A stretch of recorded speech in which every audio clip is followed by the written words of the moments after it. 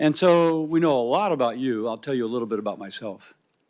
Before I entered politics or even thought about running for office, I practiced medicine for 30 years, working in public hospitals in California and Louisiana, specializing in liver disease, caring for those who otherwise would not have had a specialist. If you will, dedicating my life to saving lives, that is, being a doctor. Now, there is a moment in my career that really informs me now.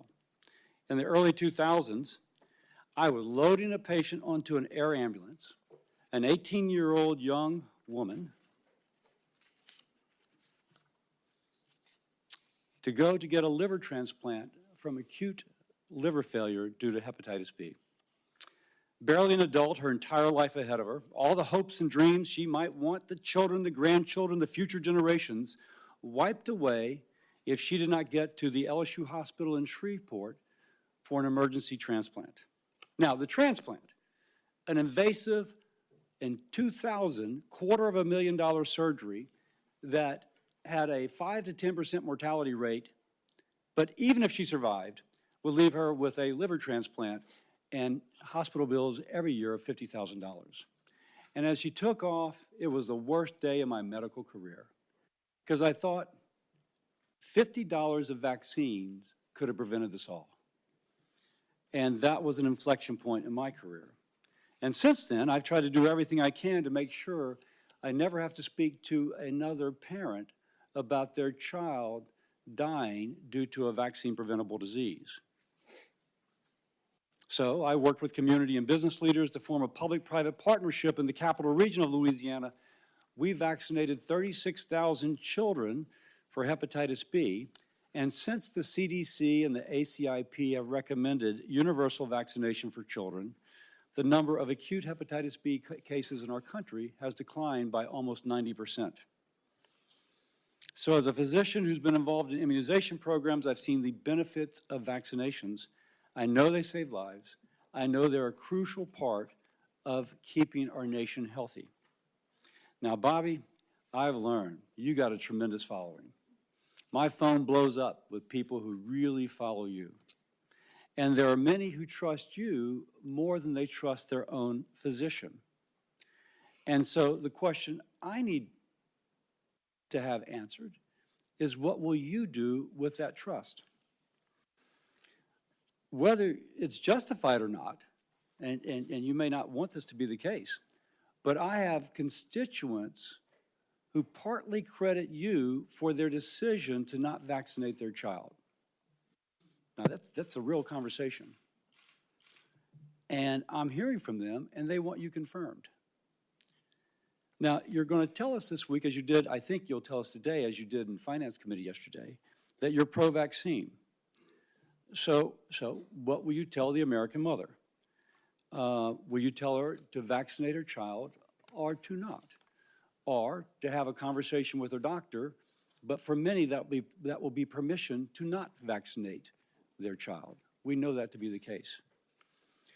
So your past of undermining confidence in vaccines with unfounded or misleading arguments concerns me. Can I trust that that is now in the past? Can data and information change your opinion, or will you only look for data supporting a predetermined conclusion? This is imperative. You will have the responsibility to restore trust in our public health institutions in this position you have. Now let's turn a little political. I want President Trump to be successful. It's important for our country. Any action you take as HHS Secretary will shape his legacy, and we both want that legacy to be positive. So, thank you for coming before the committee, for being willing to serve, and I look forward to today's conversation. And with that, I yield to my ranking member, Senator Sanders. Thank you, Senator Cassidy, Chairman. And Mr. Kennedy, thanks for being with us. I'm going to discuss later the issue of vaccines, which Senator Cassidy raised, and is of concern, I think, to all of us.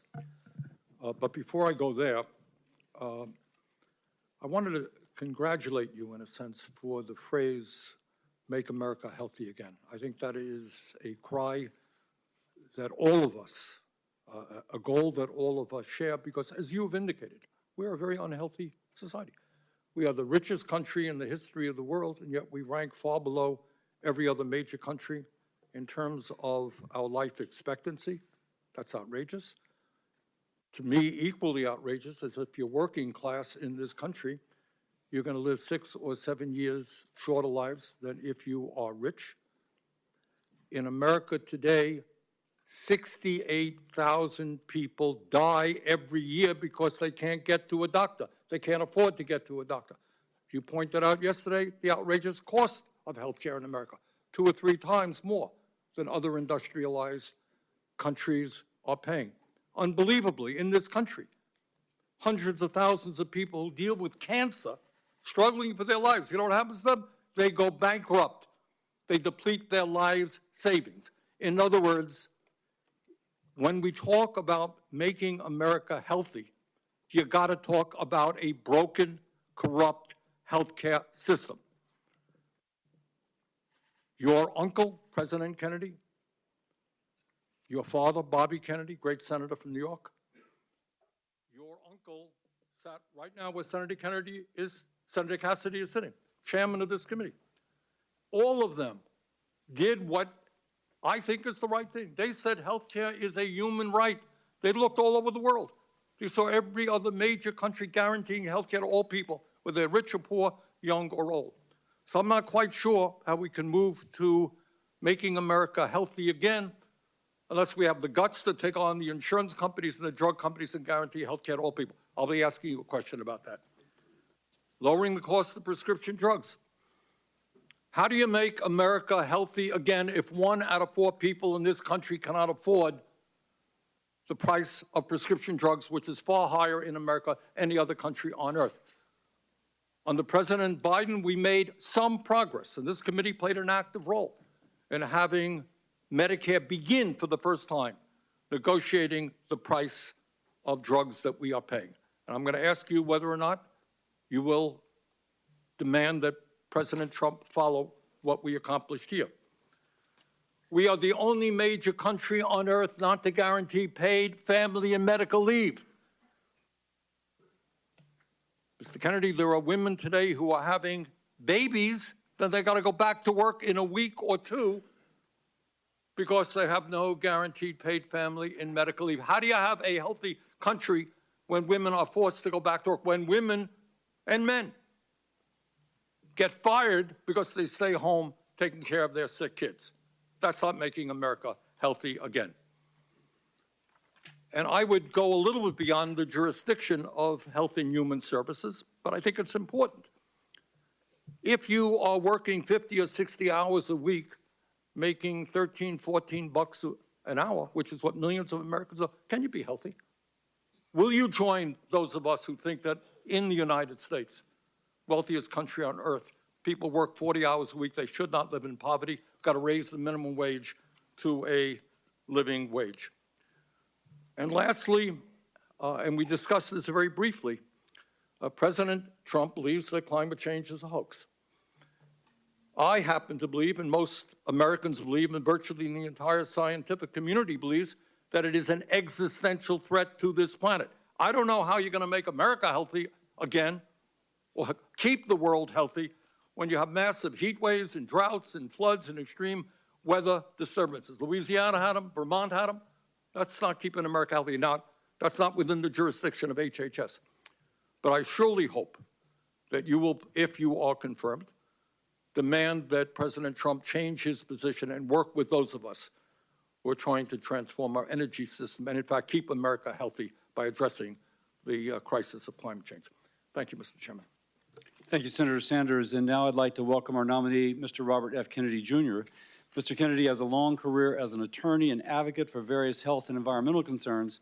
He has championed a range of issues like healthy foods and efforts to fight chronic disease, while calling for greater transparency and accountability in our public health infrastructure. Mr. Kennedy has an important opportunity to reform the department and to restore trust in our federal health agencies. I look forward to hearing more about his policy priorities and his plans to advance President Trump's agenda to make America healthy again. I thank you for joining us today, and I'll now turn over to Mr. Kennedy to introduce himself. Is your microphone on?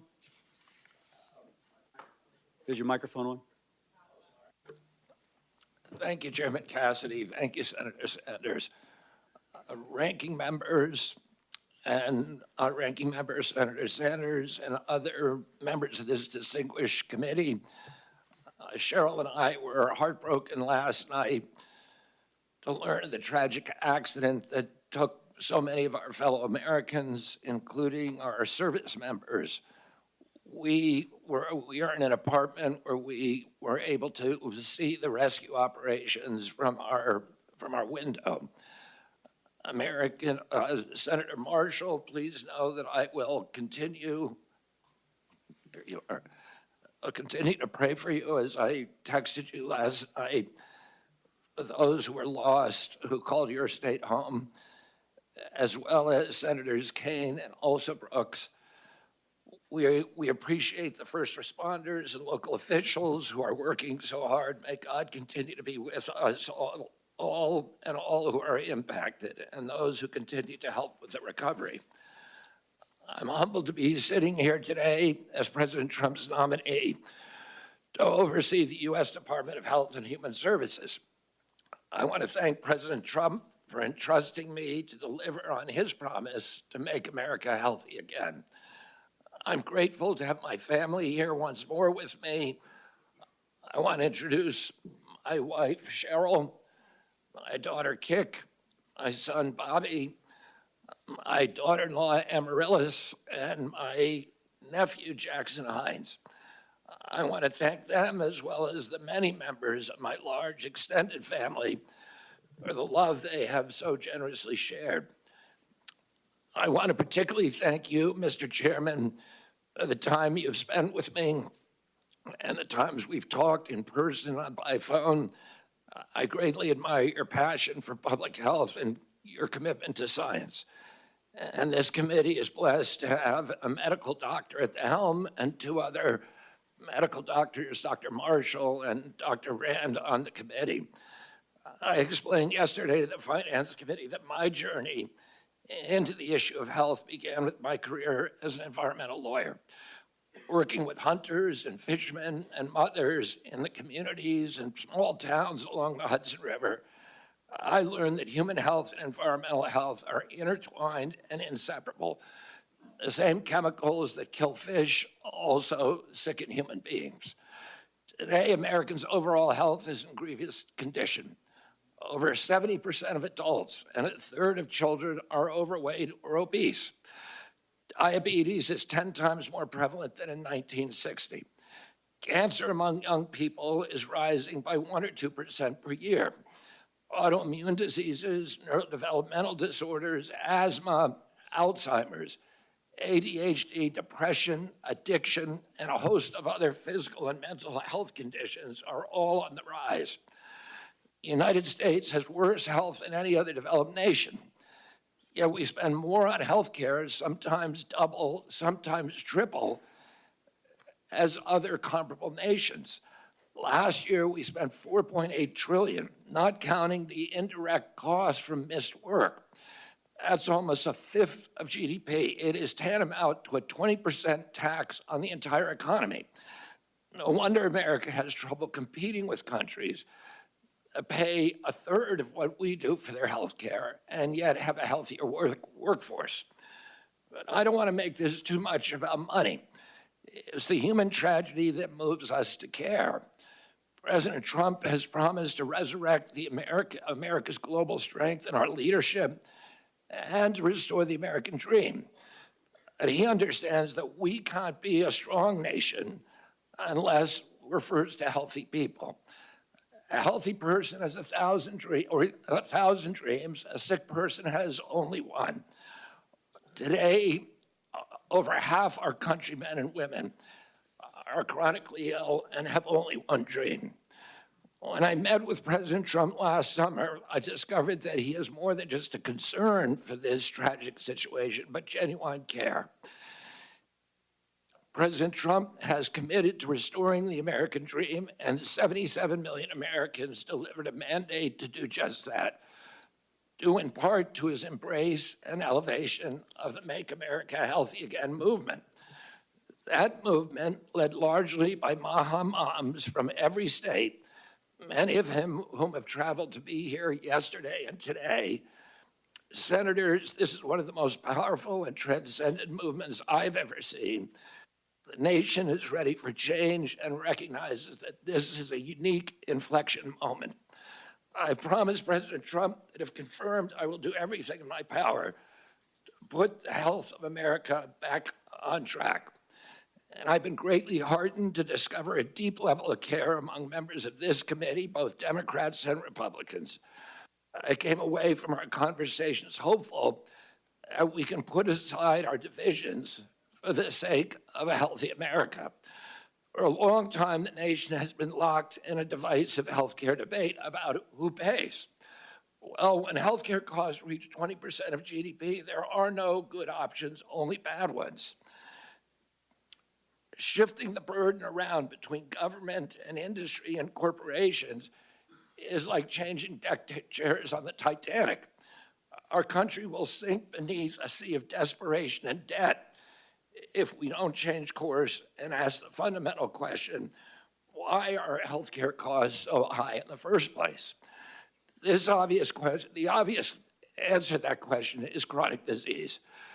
The CDC says over 90% of healthcare spending goes toward managing chronic disease, which hits lower income Americans the hardest. The president's pledge is not to make some Americans healthy again, but to make all Americans healthy again. There is no single culprit for chronic disease. Much as I've criticized certain industries and agencies, President Trump and I know that most of the scientists and experts genuinely care about American health. Therefore, we will bring together all stakeholders in pursuit of this unifying goal. Before I conclude, I want to make sure this committee is clear about a few things. News reports and many in the hearing yesterday have claimed that I'm anti-vaccine and anti-industry. Well, I'm neither. I'm pro-safety. I'm pro-good science. I worked for 40 years to raise awareness about mercury and other toxics in fish, and nobody called me anti-fish.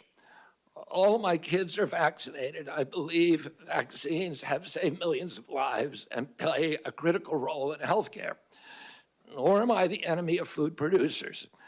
American farms are the bedrock of our culture and our national security. I was a 4-H kid, and I spend my summers on ranches. I want to work with our farmers and food producers to remove burdensome regulations and unleash American ingenuity. MAHA simply cannot succeed if we do not have the partnership of America's farmers. In my advocacy, I've often disturbed the status quo by asking uncomfortable questions, and I'm not going to apologize for that.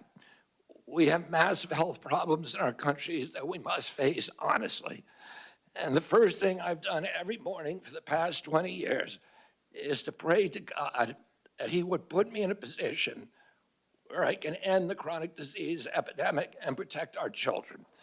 That's why I'm so grateful to President Trump for the opportunity to sit here before you today and seek your support and your partnership in this endeavor.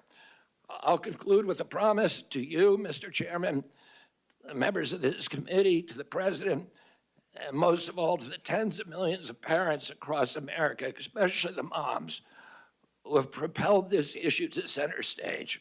Should I be so privileged as to be confirmed, we will make sure our tax dollars support healthy foods. We will scrutinize the chemical additives to our food supply. We'll remove the financial conflicts of interest from the agencies. We'll create an honest, unbiased, science-driven HHS, accountable to the President, to the Congress, and to the American people. We will reverse the chronic disease epidemic and put the nation back on the road to good health. Thank you. Thank you, Mr. Kennedy. I'll start. And for everyone's information, yesterday, finance went long. This is not the Star Chamber. This is where I think most people can get their questions out in 5 minutes. And so I'll let it go a little bit over 5, but out of deference to our witness who's already testified for 3 hours, I'll be a little tight. That said, at the end, taking the ranking member and the chairman's privilege, we will have a chance, the two of us will have a chance to ask a little bit more, and that's what you get for being a chair. So that said, let's begin. Bobby, if I may, because you said I could, you had once described yourself as pro-vaccine to me. Now, the context of what I'm about to ask is that there's multiple studies establishing the safety of measles and hepatitis B vaccine, and specifically that they are not a cause of autism. In this position, and you have previously said yes, but if you are approved to this decision, to this position, will you say unequivocally, will you reassure mothers unequivocally and without qualification that the measles and hepatitis B vaccines do not cause autism? Senator, I am not going into the agency with any. Well, that's kind of a yes or no question, because because the data is there, and that's kind of a yes or no. And I don't mean to cut you off, but that really is a yes or no. If the data is there, I will absolutely do that. Now, there is the data, just because I used to do hepatitis B, as I've said. I know the data's there. Well, then I will be the first person. If you show me data, I will be the first person to assure the American people that they need to take those vaccines. Now, what concerns me is that you've cast doubt on some of these vaccines recently, I mean, like last few years, but the data, and I can quote some of it, the data has been there for a long time. I've been out of the game, I've been in Congress for 16 years, and this data was in large measure generated before I came to Congress. So my concern is that if you are making those claims and being so influential, I mean, your bully pulpit's incredible. With that responsibility, that you never acquainted yourself with anything that might contradict that what you were previously saying.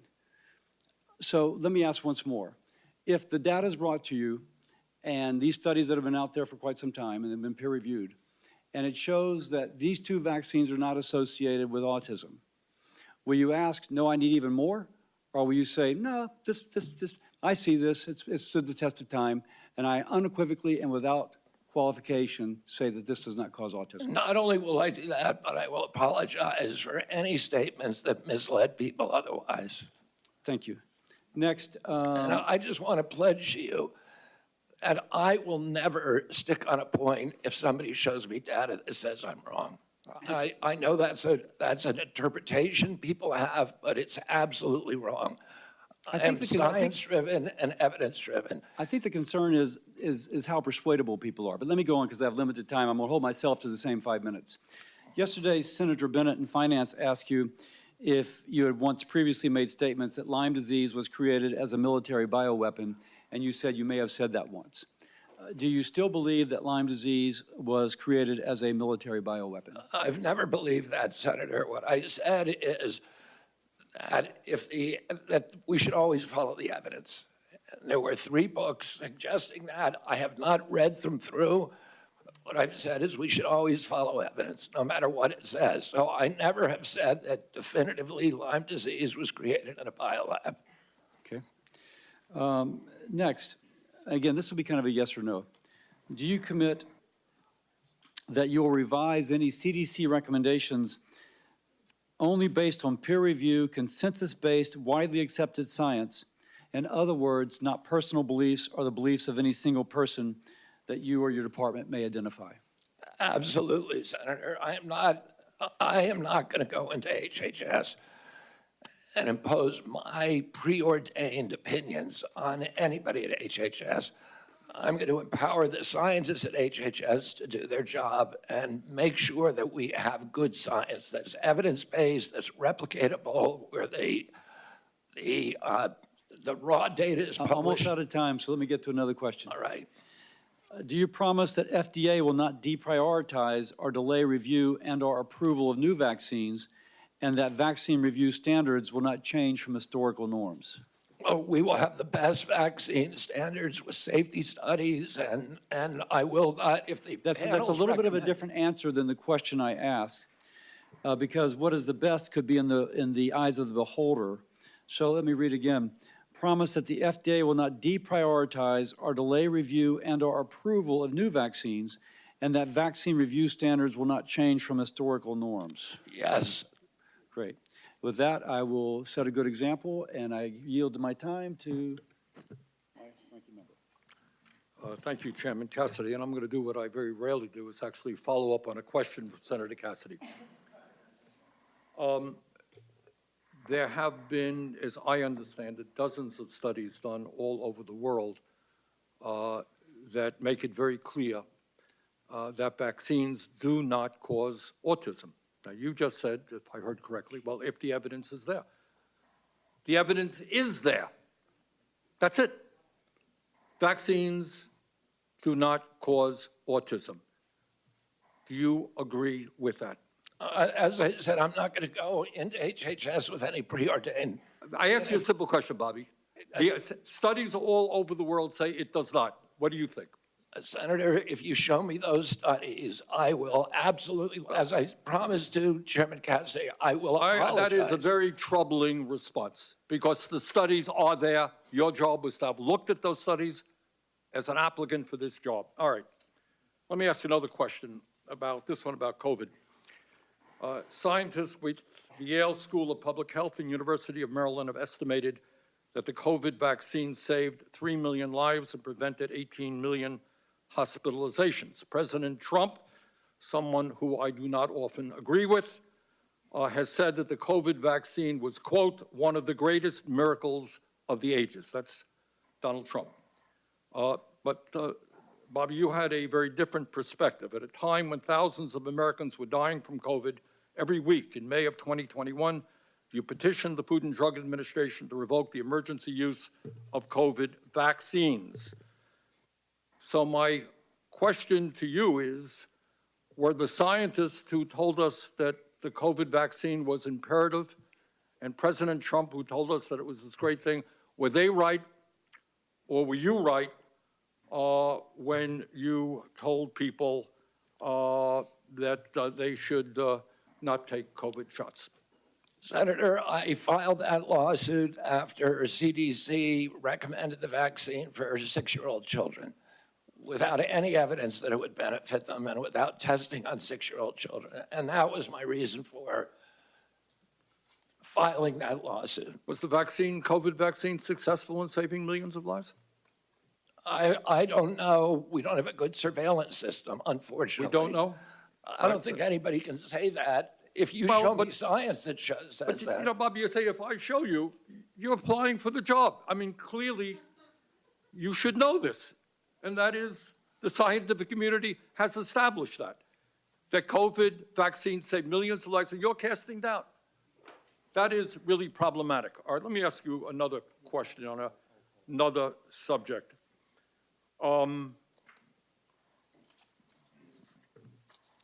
My Republican colleagues and President Trump are moving toward making massive cuts into Medicaid in order to provide tax breaks for the wealthiest people in this country.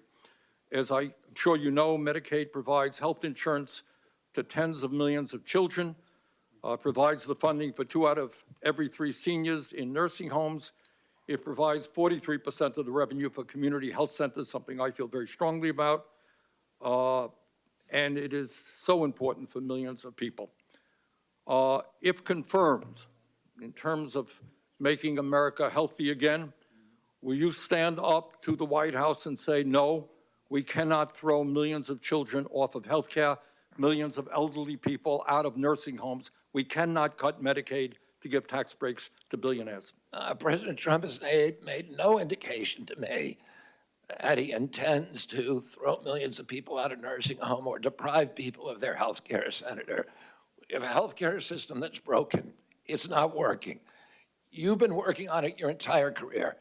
As Americans get less and less healthier, as premiums rose. Bobby, I believe the health care system is broken. We agree on that. He has asked me to fix it. But so do you fix it? For the American people. But my colleagues here, certainly in the House of Representatives, are prepared to make massive cuts in Medicaid. Now, I happen to believe in a Medicare for all system that guarantees health care to all people. Not what we're talking about. But in fact, there is serious discussion of massive cuts to Medicaid, which will have devastating harm on children, people in nursing homes. All I am asking you, if that proposal goes through, will you say, hey, you're not keeping America healthy by throwing children off of health care? Senator, I haven't seen any of the congressional proposals. I can only tell you what President Trump has told me, which is that he wants me to make Medicaid, Medicare, and Obamacare better. Well, if you haven't seen those proposals, I suggest you go to any newspaper. They're there. Thank you, Mr. Chairman. Senator Paul. You know, I think the discussion over vaccines is so oversimplified and dumbed down that we never really get to real truths, and it's why people up here are so separated from real people at home. So we talk about hepatitis B. It's a terrible disease. It could lead to liver failure, as the chairman said. But the reason you have distrust from people at home, why they don't believe anything you say, they don't believe government at all, is you're telling my kid to take a hepatitis B vaccine when he's 1 day old. You get it through drug use and sexually transmitted. That's how you get hepatitis B. But you're telling me my kid has to take it at 1 day old. That's not science. And so every person with a bit of common sense, even people who don't resist vaccines, I vaccinated all my kids. I believe vaccines are one of the modern miracles beyond all pale. The Speckled Monster is a great book about the introduction of the smallpox vaccine in 1720 into our country. All miracles. But I'm not a one-size-fits-all. It's not all or nothing. I chose to wait on my hepatitis B vaccine, and we did it when they went to school. Does that make me an awful person? Does that make me an anti-vaxxer because I questioned the government dictate of whether I do it? And I'm not speaking for anybody else. I'm only speaking for myself. But for goodness sakes, let's have an honest debate about these things. The COVID vaccine. If you ask me my opinion, the reporters run up and down the hall and they say, you still anti-vaccine?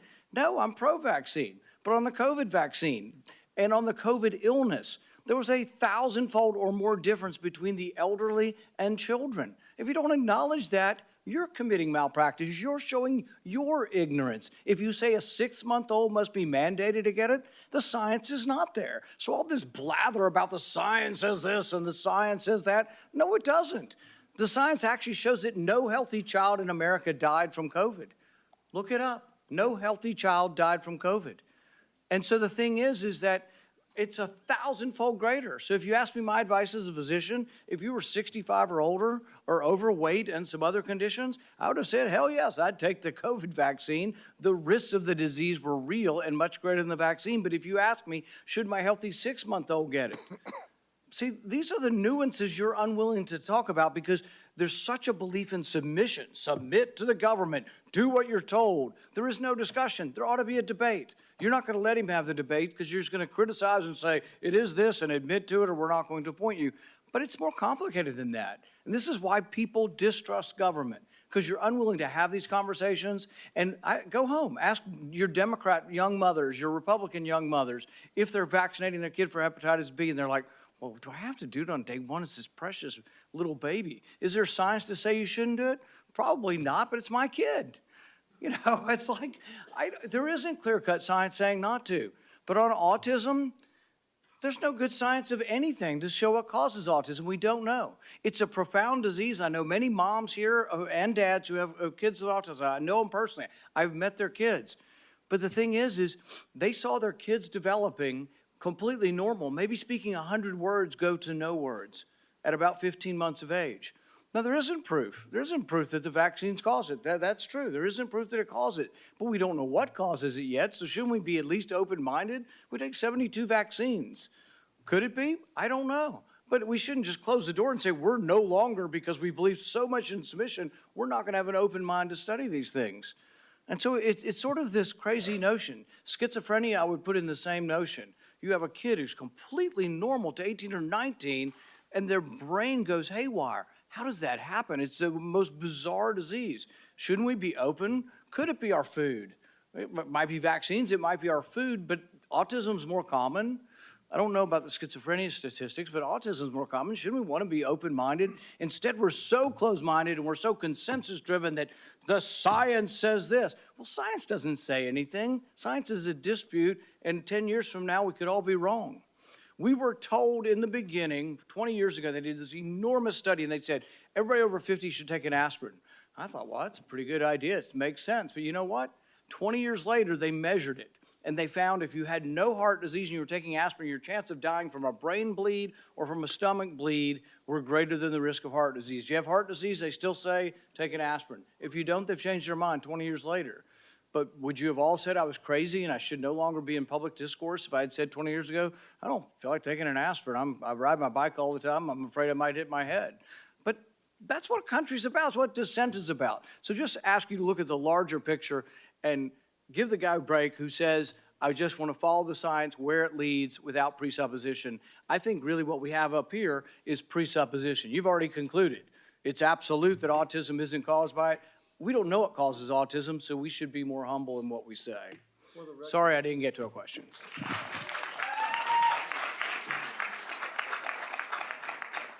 For the record, if a child is born to a hepatitis B mother, that child may have a 95% chance of becoming a chronic carrier. But if the And we child, vaccinate those people, and nobody's against that. But if the child- That's a very small percentage and If I a may red finish. herring. That is not what we're talking about. 99.9% of kids don't have a hepatitis B, Mom. And could they wait a while? Could they get vaccinated 3 months or a year? Yes. So again, for the record, if the mother's hepatitis B status is known, then that can be delayed. The problem is oftentimes, or at least a significant percentage of the time, the mother's status is not known. If she's hepatitis B positive, a vaccine on day one of life prevents chronic hepatitis B 95% of the time. So it really depends upon the knowledge of the mother's hepatitis B status. And when they used to do just, okay, we know the mother's status or not, there was mothers that snuck through. Their status was unknown. We can blame the OBs, yeah, Marshall. But for the record, there is an absolute rationale for that. But you're right. If the mother's status is definitively known, that it can be safely delayed. So now, Senator Murray. Thank you, Mr. Chairman. HHS has really broad and critical responsibilities to protect and preserve healthcare and social services, from women's health to childcare to biomedical research. That's just a few. In light of last night's tragedy, I do want to express my thoughts and prayers. But it is, I think, a painful reminder to all of us that we need competent people running our federal agencies to respond when a crisis strikes. Mr. Kennedy, let me start by talking about vaccines. I think we all agree that cancer is particularly nefarious chronic disease. And the American Cancer Society reported earlier this month that women under 50 are experiencing a dramatic increase in the incidence of that disease. Fortunately, there is clear data showing that the HPV vaccine has saved lives and cut cervical cancer rates dramatically. You have called the HPV vaccine, quote, dangerous and defective, and said it actually increases the risk of cervical cancer. Do you stand by those statements, yes or no? The HPV vaccine, I brought litigation. I represented. Yes or no? I represented. Stand by your statements. Let me answer. I'm trying to, Senator, yes or no. It's a simple yes or no. I Stand by your previous statements. I litigated on that issue. I represented hundreds of young girls who felt that they were injured by the vaccine. That trial is happening right now in Los Angeles. Well, let me Those ask you. questions will be answered by a jury in that trial. You said that no loving parents would allow their daughter to receive that vaccine. If confirmed as HHS Secretary, would you recommend that parents get their children vaccinated against HPV? I recommend that children follow the CDC schedule. And I will support the CDC schedule when I get in there, if I'm fortunate enough to be confirmed. Would you recommend that parents get their children vaccinated against the measles? Yes or no? Against measles? Yes. Well, I just remind everybody that parents look to our health leaders for advice on these decisions. You would be a health leader, and for the record, I would like to put into the record his previous statements on these vaccines. I do want to ask you a question about character. I still believe character matters, and I want to let you respond to this. You were accused of sexual harassment and assault by Eliza Cooney, who was first hired as a part-time babysitter by your family. When you were confronted about this accusation, you said you were, quote, "not a church boy," and that you, quote, "have so many skeletons in my closet." You then texted Ms. Cooney an apology and indicated you had no memory of what she described.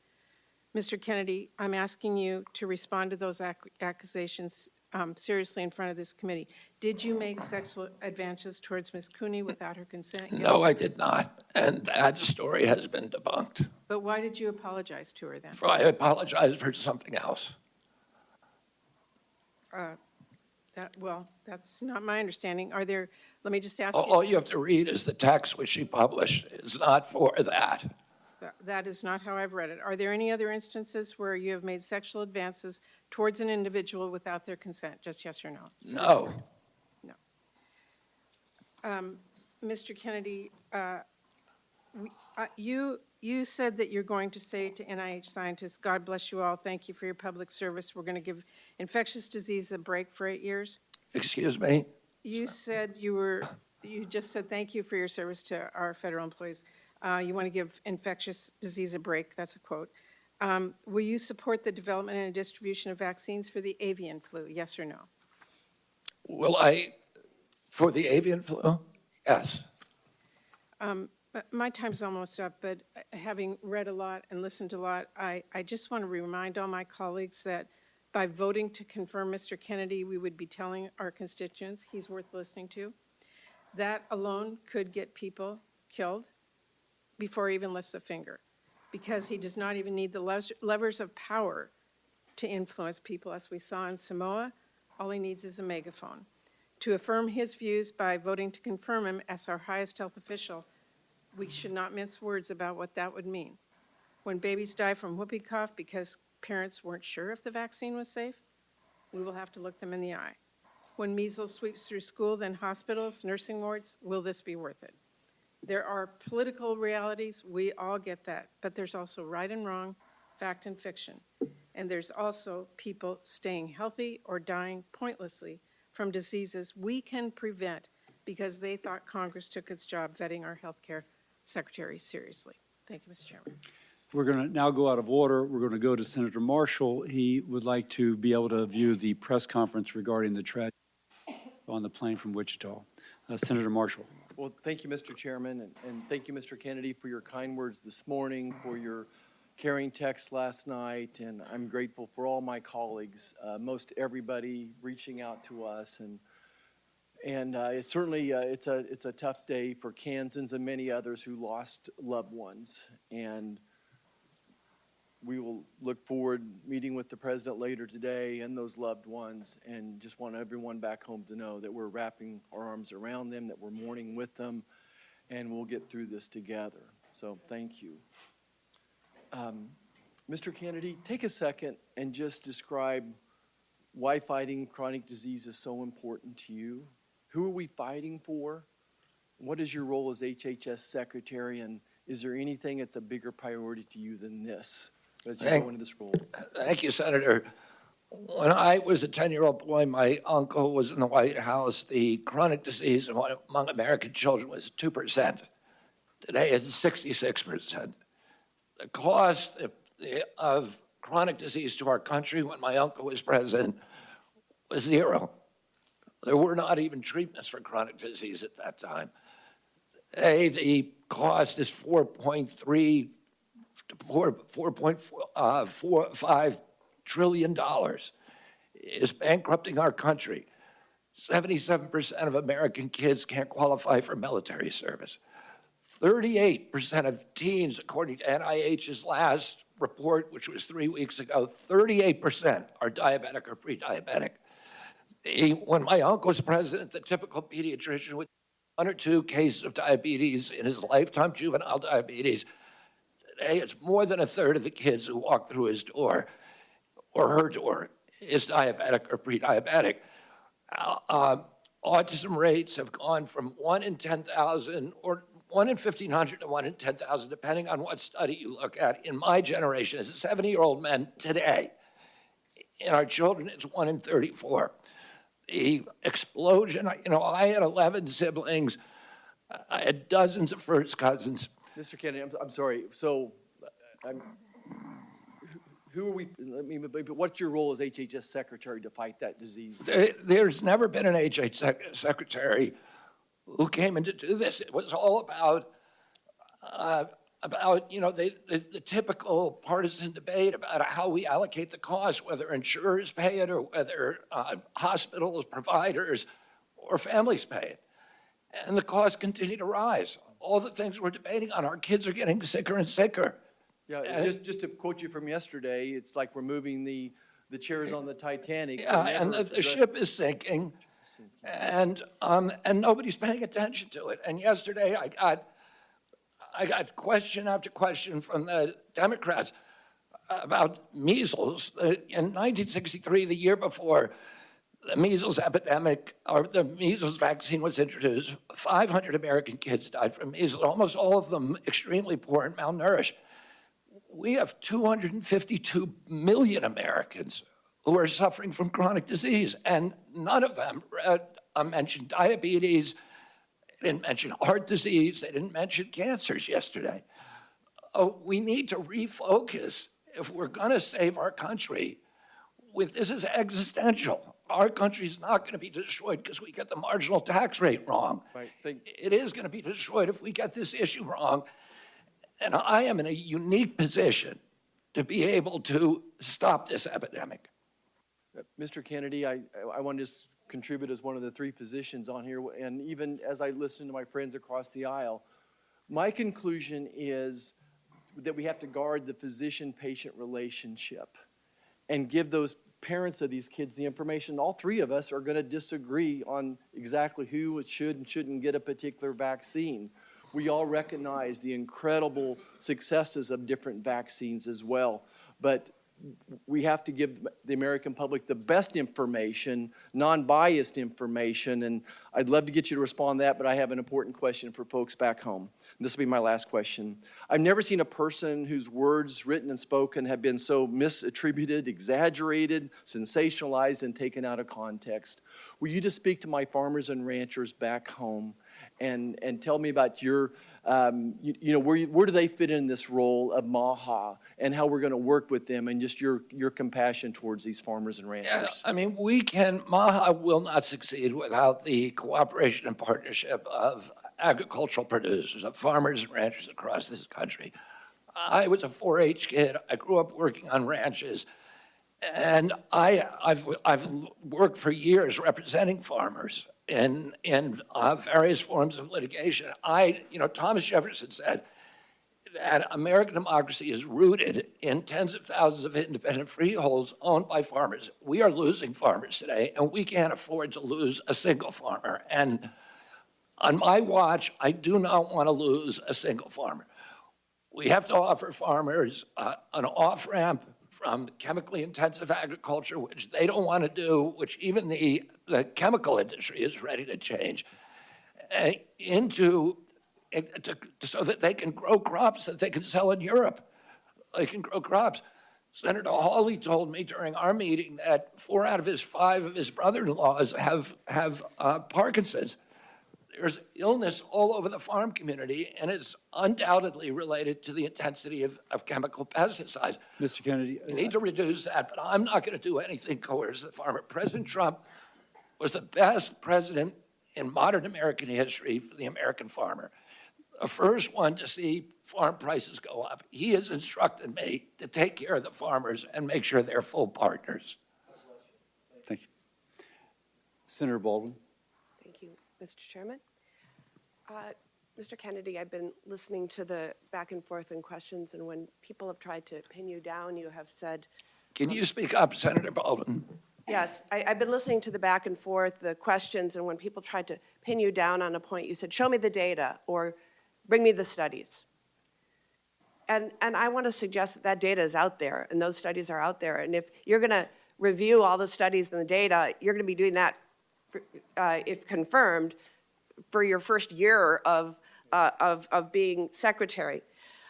When we talked, we were talking a bit about vaccines at the end of our meeting, and you said really to me that there's no post-approval safety monitoring. And that led me to believe that you're not aware of the significant and ongoing safety monitoring that occurs after years of rigorous studies showing vaccines to be safe and effective. And so I want to give you the opportunity to set the record straight here.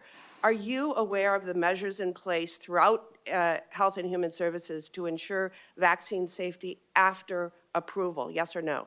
I'm aware of the VAERS system, which CDC admits it captures fewer than 1% of vaccine injuries. So you are aware of the I'm also CDC aware- monitoring? Are you aware of the FDA post-approval monitoring? I'm aware of only 2 systems. Are you aware of the vaccine safety data link? Oh, yeah, I'm very aware of that. Are you aware of the vaccine adverse event reporting system? I'm aware of the vaccine safety data link that CDC keeps under a lockbox and will not let independent scientists Are you look at it. aware of the clinical immunization safety assessment project? As I said, Are we you need- aware of VSafe? I'm aware that they're broken, and I can explain to you how each one of those is broken if you're interested. What I want to do is make sure we have gold standard science.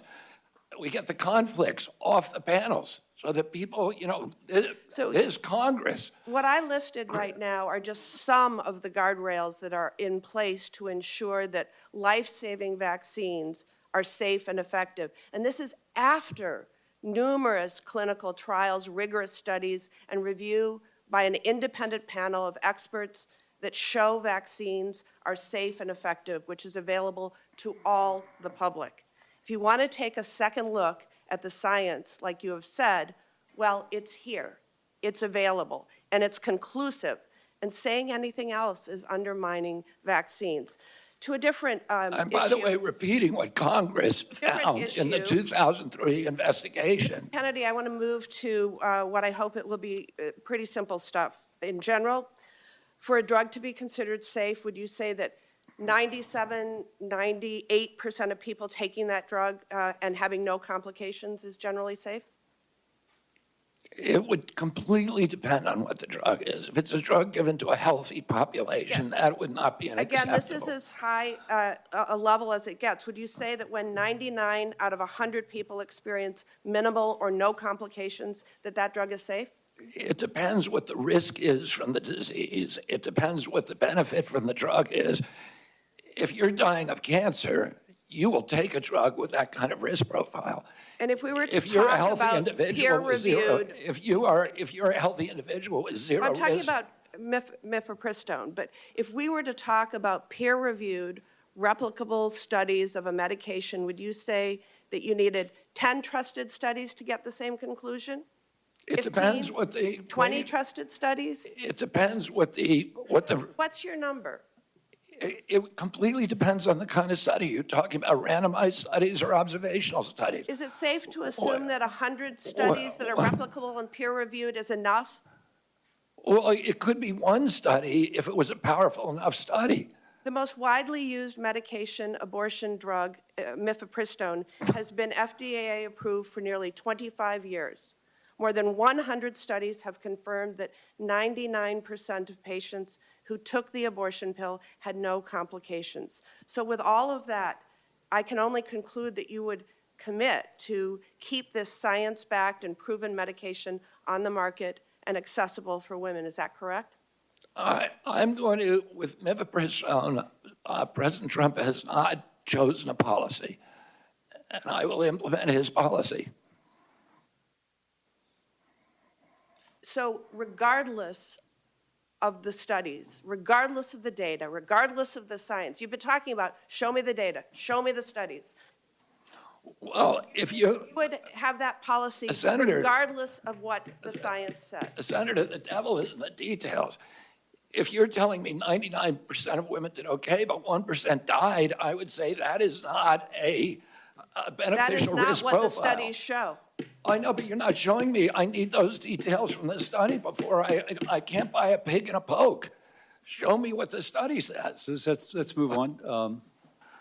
Next, it would be Senator Mullen. Thank you, Mr. Kennedy, for being here. We have fortunately been able to form quite a friendship over the last year, and I appreciate it. Appreciate the in-depth conversations we've had. And I just want to point out, I don't understand why my colleagues all of a sudden say we can't question science. I mean, it absolutely blows my mind that all of a sudden it's such shame that Bobby's sitting up here and he's questioning science, because I guarantee you, if he was sitting here and he was going to be the Secretary of HHS underneath the former President Biden, which I enjoy saying former president, I would bet you that you guys would have his back 100% and enjoy the fact that he's questioning science. And would probably support his positions 100%, but because he's now on the Republican side, you guys have went way off the rail, and how dare he question science? My God, if we didn't question science, where would we be today? We've always questioned science. Science is always evolving and always changing. Have a glass of wine a day, it's healthy for you. Don't have a glass of wine a day. Have a piece of chocolate a day, it's healthy for you. Dark chocolate is healthy for you. Take an aspirin a day, as Senator Rand Paul pulled out. I mean, where would we be today if we didn't ever question science? But I will say there's an issue that I have as a father of 6, that when my kids come out from getting their vaccines, they look like a freaking pincushion. I mean, 72 vaccinations? I think there's a reason we should be questioning this. When you start looking at the rise of autism, why wouldn't we be looking at everything? Who wouldn't want to look at everything? Give me anybody in this room that doesn't know somebody that you're personally connected to that one of their children doesn't suffer from some severity of autism. Give me one. And you guys are all saying that Bobby can't question it? I don't get it, guys. I don't understand your point, other than the fact you just oppose him because he supports a president that you guys don't like now. I applaud him for going into the situation and saying, let's question something. The definition of insanity is doing the same thing, expecting different results. Is it not true that you're supposed to question science? Is anybody going to question the fact that that's not true? Bobby, share the numbers again with me about autism.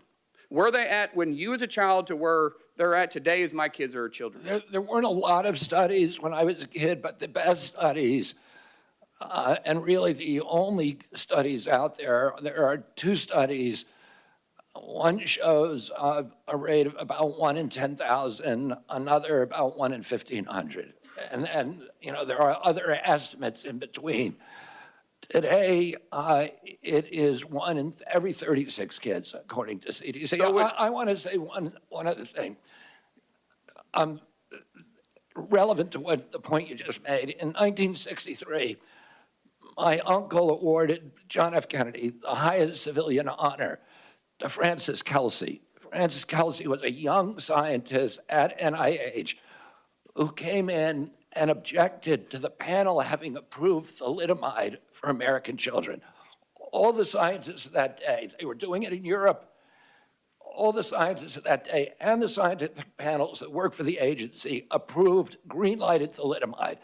She stood up and screamed and fought and risked her job and risked her reputation, and she blocked it in our country. 3 years later, everybody recognized that she was a hero and a savior of our children, because we were not getting the kind of terrible, diabolical deformities as they were experiencing in Europe. My uncle gave her the highest civilian honor because she questioned science and was courageous enough to stand up and say, I don't care what happens to me, this cannot happen. And irony is that she was a Democrat at that time and she questioned science. But now all of a sudden, because you're working for Republicans, you're not allowed to question science. Let's go back to this and say let's just use the number of 1 in 10,000 at your age. Now, we're a little bit different in age. I'm not going to say how old you are, but you look great for your age. I will say that 1 in 36, that's not a pandemic, then what is? 1 in 36, and it used to be 1 in 10,000 have autism now? Can any of you guys with a straight face say that we shouldn't look at every aspect to what we're putting in our kids, be it from the food to the vaccines? 1 in 36, that scares the living daylights out of me. With 6 kids, I could have 36 grandkids. I'm just doing the math. I'm the youngest of 7. My family seems to be pretty active in that area. So I'm not necessarily trying to be funny, but I'm being very serious, guys. We should support the fact that Bobby's questioning it. He's not saying he's against it. He's saying he's going to question it and let the studies follow where they will. And God bless you for doing that. Thank you. Thank you, Senator. Senator Kane? Thank you, Mr. Chair, and congratulations on your nomination, Mr. Kennedy. I enjoyed our conversation. Thank you for starting off today acknowledging the pain felt by people in this region from this horrible air tragedy last night. Senator Marshall and Senator Moran, a lot of folks from Kansas, a lot of folks from Virginia, D.C., Maryland, but also when that passenger list comes out and when the 3 soldiers' names are revealed, every office here is going to have some connection to them because you have your staffs who live here, and we kind of dread seeing that list of names. I drove to the airport at 6:30 this morning and went across the bridge over the Potomac and saw the operation, the recovery operation, kind of underway in daylight hours.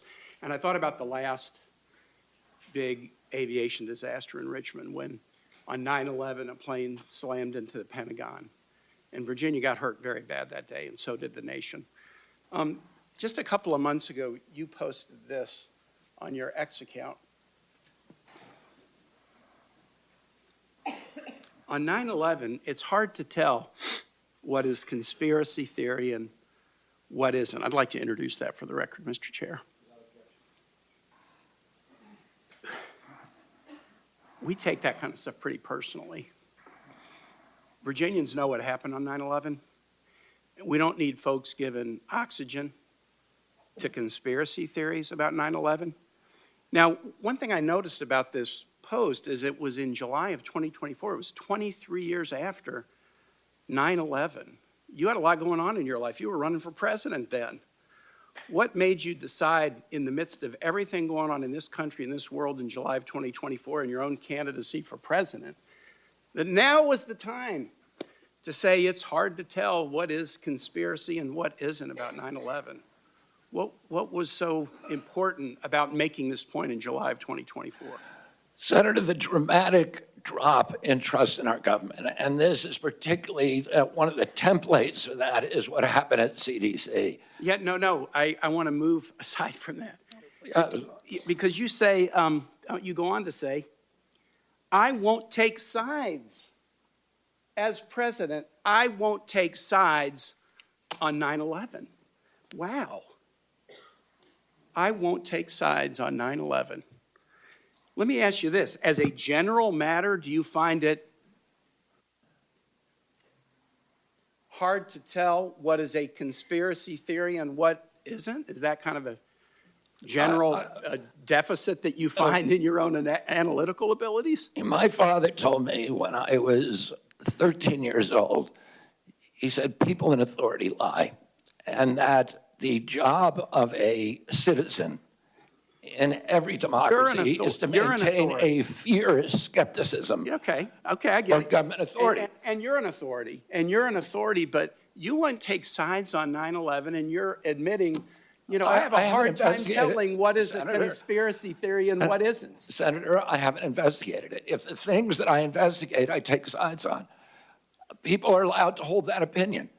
I'm not going to tell them they're crazy for holding that opinion. I'm going to say, what is your evidence? And if I hear the evidence, I'm going to say, that doesn't make any sense. So you won't take sides on 9/11. Wow. Senator Murray asked you some questions about Gardasil, and this is a vaccine that's manufactured in Virginia. There's other HPV vaccines. I'm going to enter into the record a whole series of studies from many, many nations that talk about the dramatic positive effect of Gardasil. Could I introduce those into the record, Mr. Chair? Without objection. And those studies are on trial let me ask right a question. now. Let me ask a question. These are studies from Scotland, Sweden, the UK, Australia, the United States, multiple studies.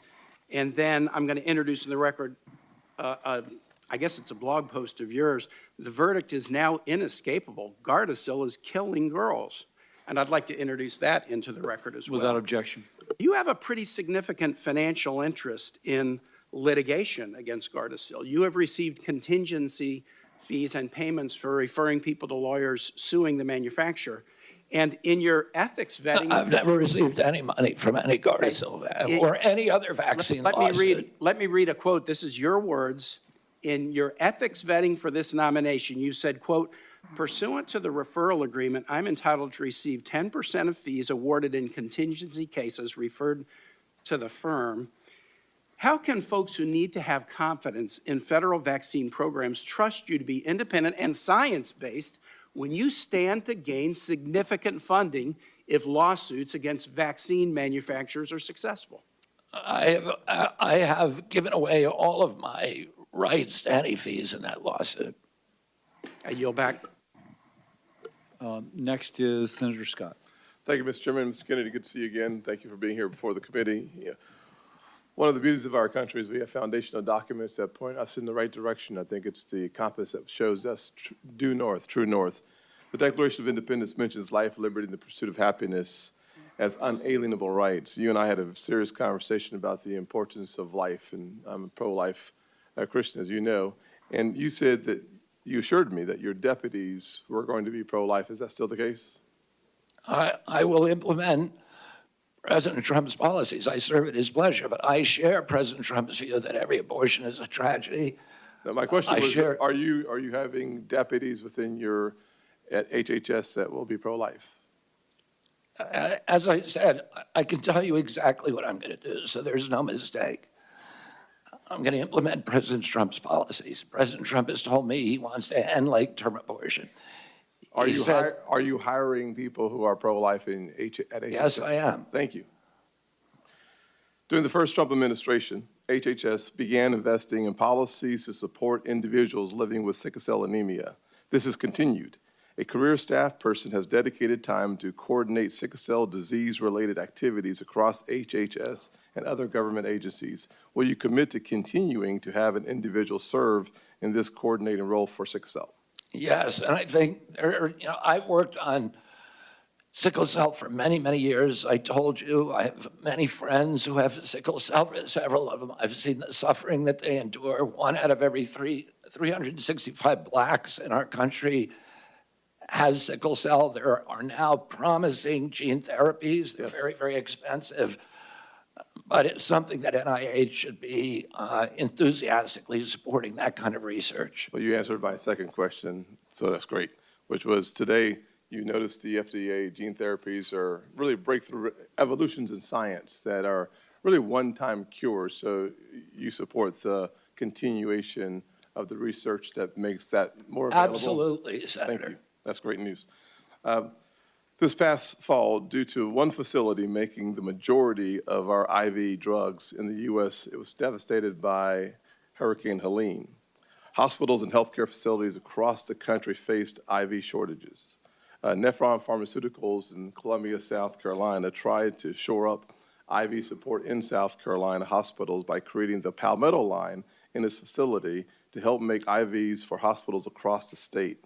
We must do more proactively to address the shortages and the shortage risks, as well as to provide and promote the production of medical products here in the U.S. If confirmed, how will you prioritize efforts to prevent and reduce drug shortages, including for essential medicines?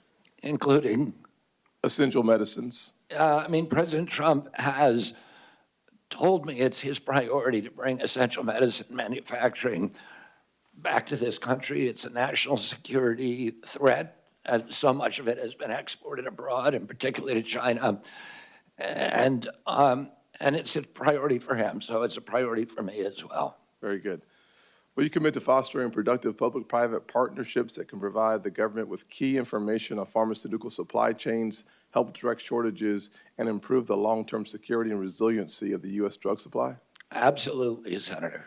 Thank you very much. And one of the things that we study, I had 2 opportunities to question you. Once yesterday at the Finance Committee, I opted, as opposed to seeing you twice, just see you one time and spend my time doing some other things with that time. But I think it's important for us to recognize that we are in a critical place as a nation. We're so dependent on other countries for the essentials, from health care and beyond. And we ought to work on a strategy of resilience across this nation in all of the essential areas that we need to become less dependent on the rest of the world and more dependent on ourselves. And I hope that as your term at the HHS, you will spend a lot of time thinking through and all the layers and complexity that is under HHS, how we become more and more resilient as a nation. That's absolutely critical for our national security and for our economy.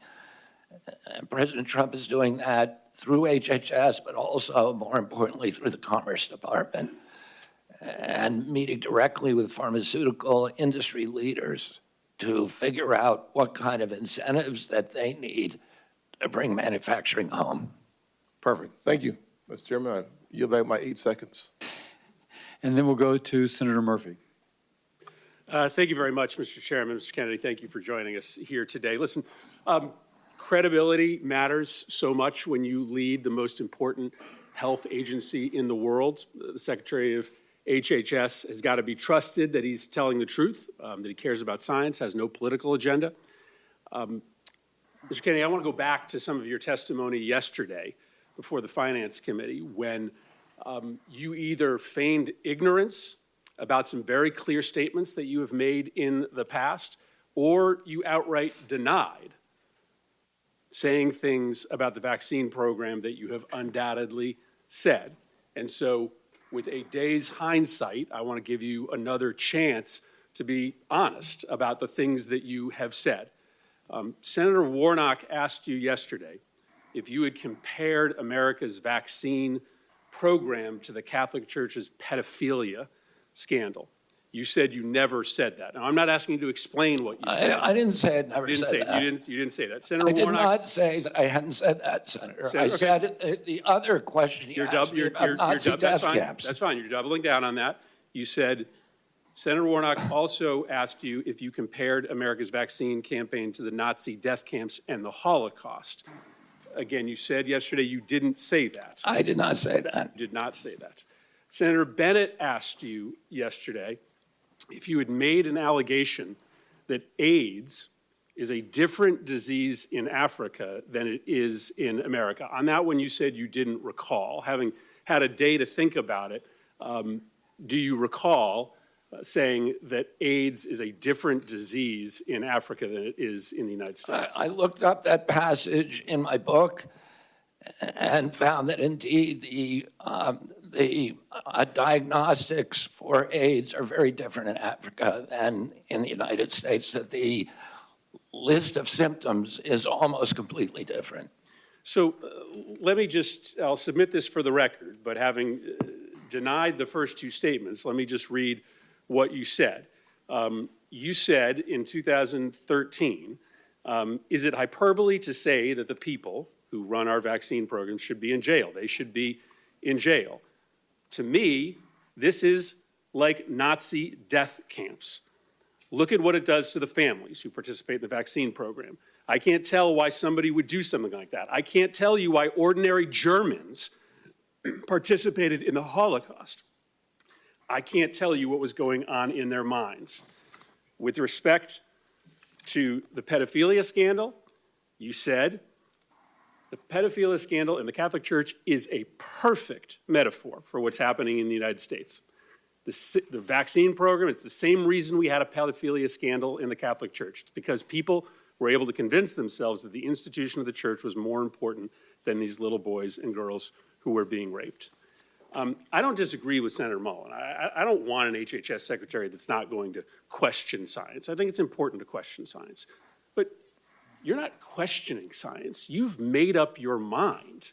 You have spent your entire career undermining America's vaccine program. You make these purposeful comparisons to those that are administering the vaccine program to the Nazi executioners, to the people who covered up the Catholic Church's pedophilia scandal, because you have made a decision that there is a comparison, that there is evil in the vaccine program as there was evil in the pedophilia scandal and the Nazi death camps. You aren't exploring science. You have made up your mind. You've spent your entire career trying to undermine these programs. And so the reason that these statements, these incredibly aggressive, over-the-top statements, matter to us is because it just isn't believable that when you become secretary, you are all of a sudden going to be consistent with science.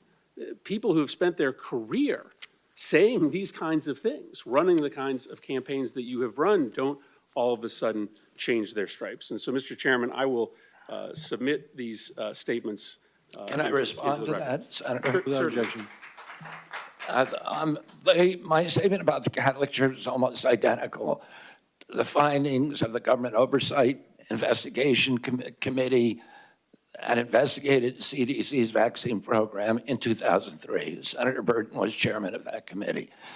And he said that that certain individuals in that program had written off a generation of kids because of, quote, misplaced institutional loyalty to the CDC and because of entanglements with the drug company. Let me finish what I'm saying. You made some grave accusations. Pedophilia to the administration of vaccines? No, it wasn't pedophilia. It was a perfect metaphor. Well, if you have 1 in 36 kids who has neurological injuries, and if that is, linked, that's something that we should study. Is it a perfect metaphor? It's not a perfect metaphor, but there's no metaphor that's perfect. But I am pro-vaccine. I am going to support the vaccine program. I want kids to be healthy. And I'm coming in here to get rid of the conflicts of interest within the agency, to make sure that we have gold standard evidence-based science. And if you show me where I'm wrong on this, show me a single statement I've made about science that is erroneous. Thank you. Senator Hawley. Thank you very much, Mr. Chairman. Mr. Kennedy, welcome. I enjoyed our conversation last month in our office. And thank you for remembering, as you did again today, my uncles who we talked about, Morris and Lauren and Jean, who all have recently passed away from Parkinson's, grew up in a farm family. That was kind of you to remember them. So thank you for that. Let me start by asking you a question about children and the safety of children. President Biden's administration, his HHS, issued a rule, so it's binding, requiring that every doctor in America, including pediatricians who receive any kind of federal funding, so that's anybody who takes ACA funding, anybody who takes CHIP funding, this is almost every health provider in America, requiring them to conduct gender transition and gender so-called affirming procedures. So that means hormones, that means puberty blockers, that means surgeries in some cases. They imposed that rule on doctors across the country. This has been litigated, and it has been actually stopped by a couple of courts who found that it was way outside of HHS's jurisdiction. My question to you is, will you rescind this rule that imposes this radical policy, and talk about being anti-science, this radical policy on just about every pediatrician in the United States of America? Yes, I will. And by the way, that rule is anti-science. The most thorough meta-review on gender-affirming care has come out in the Cass report, which reports really catastrophic impacts on children. And that is science. It's a meta-review of all the existing scientific studies. But, even more just from a common sense, if you're a patient, do you really want somebody performing surgery on you who is morally opposed to that surgery? It doesn't make any sense. We need to embrace diversity in this country. Are people who believe that's important? I respect them. We should hear them out. We should debate. We should have a congenial conversation. There are also people who believe that it is an atrocity, and they need to be listened to too. And we need to embrace diversity and make room for diversity in this country and not force people to do things that are against their conscience. And let me just point out that on this rule, what's particularly pernicious about it is we're talking about gender transition surgeries, gender transition care on minor children. This rule purported to preempt all state law. So in states like mine and many others, where the voters have said, we don't want gender transition procedures performed on minors, the Biden administration attempted to use federal money and force pediatricians to do it anyway. So I'm glad to hear you say you'll rescind that rule. I think that's terrific for the safety of children. And Senator, I would add that we don't let children drink. We don't let them drive an automobile because they have bad judgment. They are flooded with hormones. Their brains are still in formation. Their sexuality is still in formation. To allow them to make judgments about that are going to have life-changing forever the implications for the rest of their life at that age is unconscionable, particularly in light of the Cass report. I'm glad to hear you say that. Let me ask you a question about NIH research, if I may. I know this is something that you care a lot about. Under the first Trump presidency. And I do want to add that people who have gender differences should be respected. They should be loved. But loving them does not sometimes love means saying no to people. Let me, on NIH, under the first Trump presidency, HHS stopped new NIH research that involved human fetal tissue from elective abortions. Now, you were asked about this sort of tangentially yesterday by Senator Cantwell, and I want to get your quote right. You said to her correctly, you said stem cell research today can be done on umbilical cords and you don't need any fetal tissue, which is correct. My question to you is, will you reinstate President Trump's policy that ensures that no federal research and no federal tax dollars is conducted on fetal tissue taken from elective abortions? Yes. Fantastic. Let me ask you just about Title X. You were asked about this yesterday too, and I think I understand your answer. I just want to be sure I've got it crystal clear.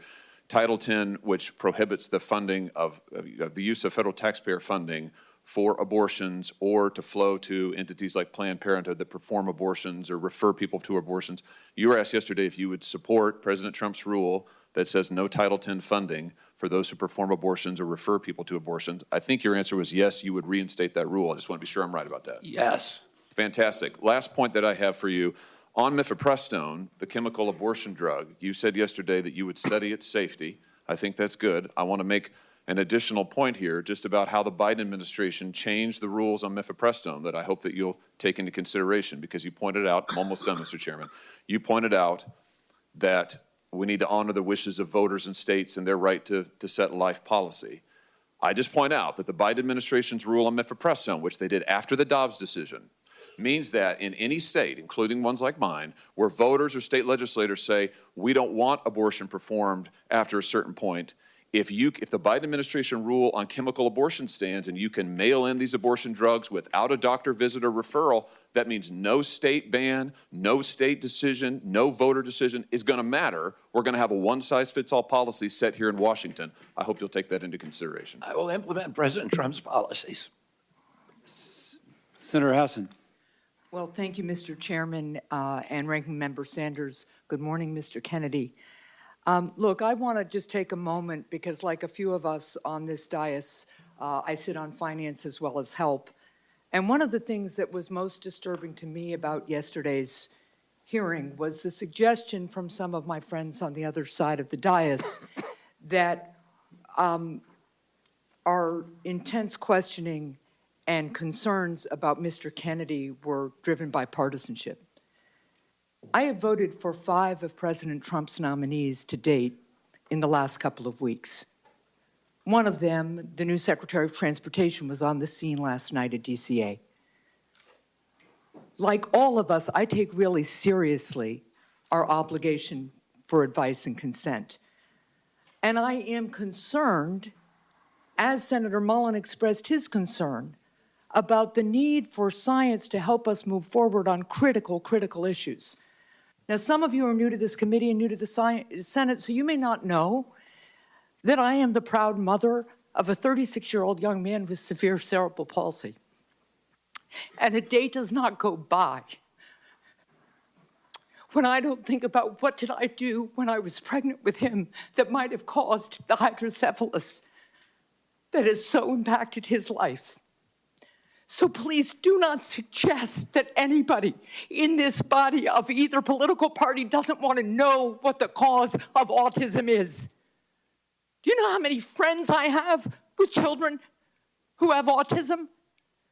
The problem with this witness's response on the autism cause and the relationship to vaccines is because he's relitigating and churning settled science so we can't go forward and find out what the cause of autism is and treat these kids and help these families. Mr. Kennedy, that first autism study rocked my world.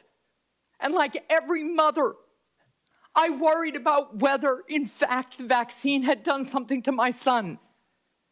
And you know what? It was a tiny study of about 12 kids, and over time, the scientific community studied and studied and studied and found that it was wrong. And the journal retracted the study because sometimes science is wrong. We make progress. We build on the work and we become more successful.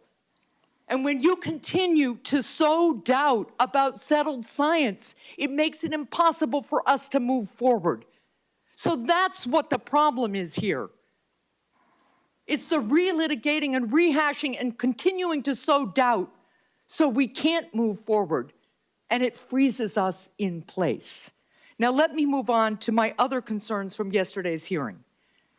During yesterday's hearing, you really showed a lack of knowledge about Medicare and Medicaid. So what is Medicare Part A?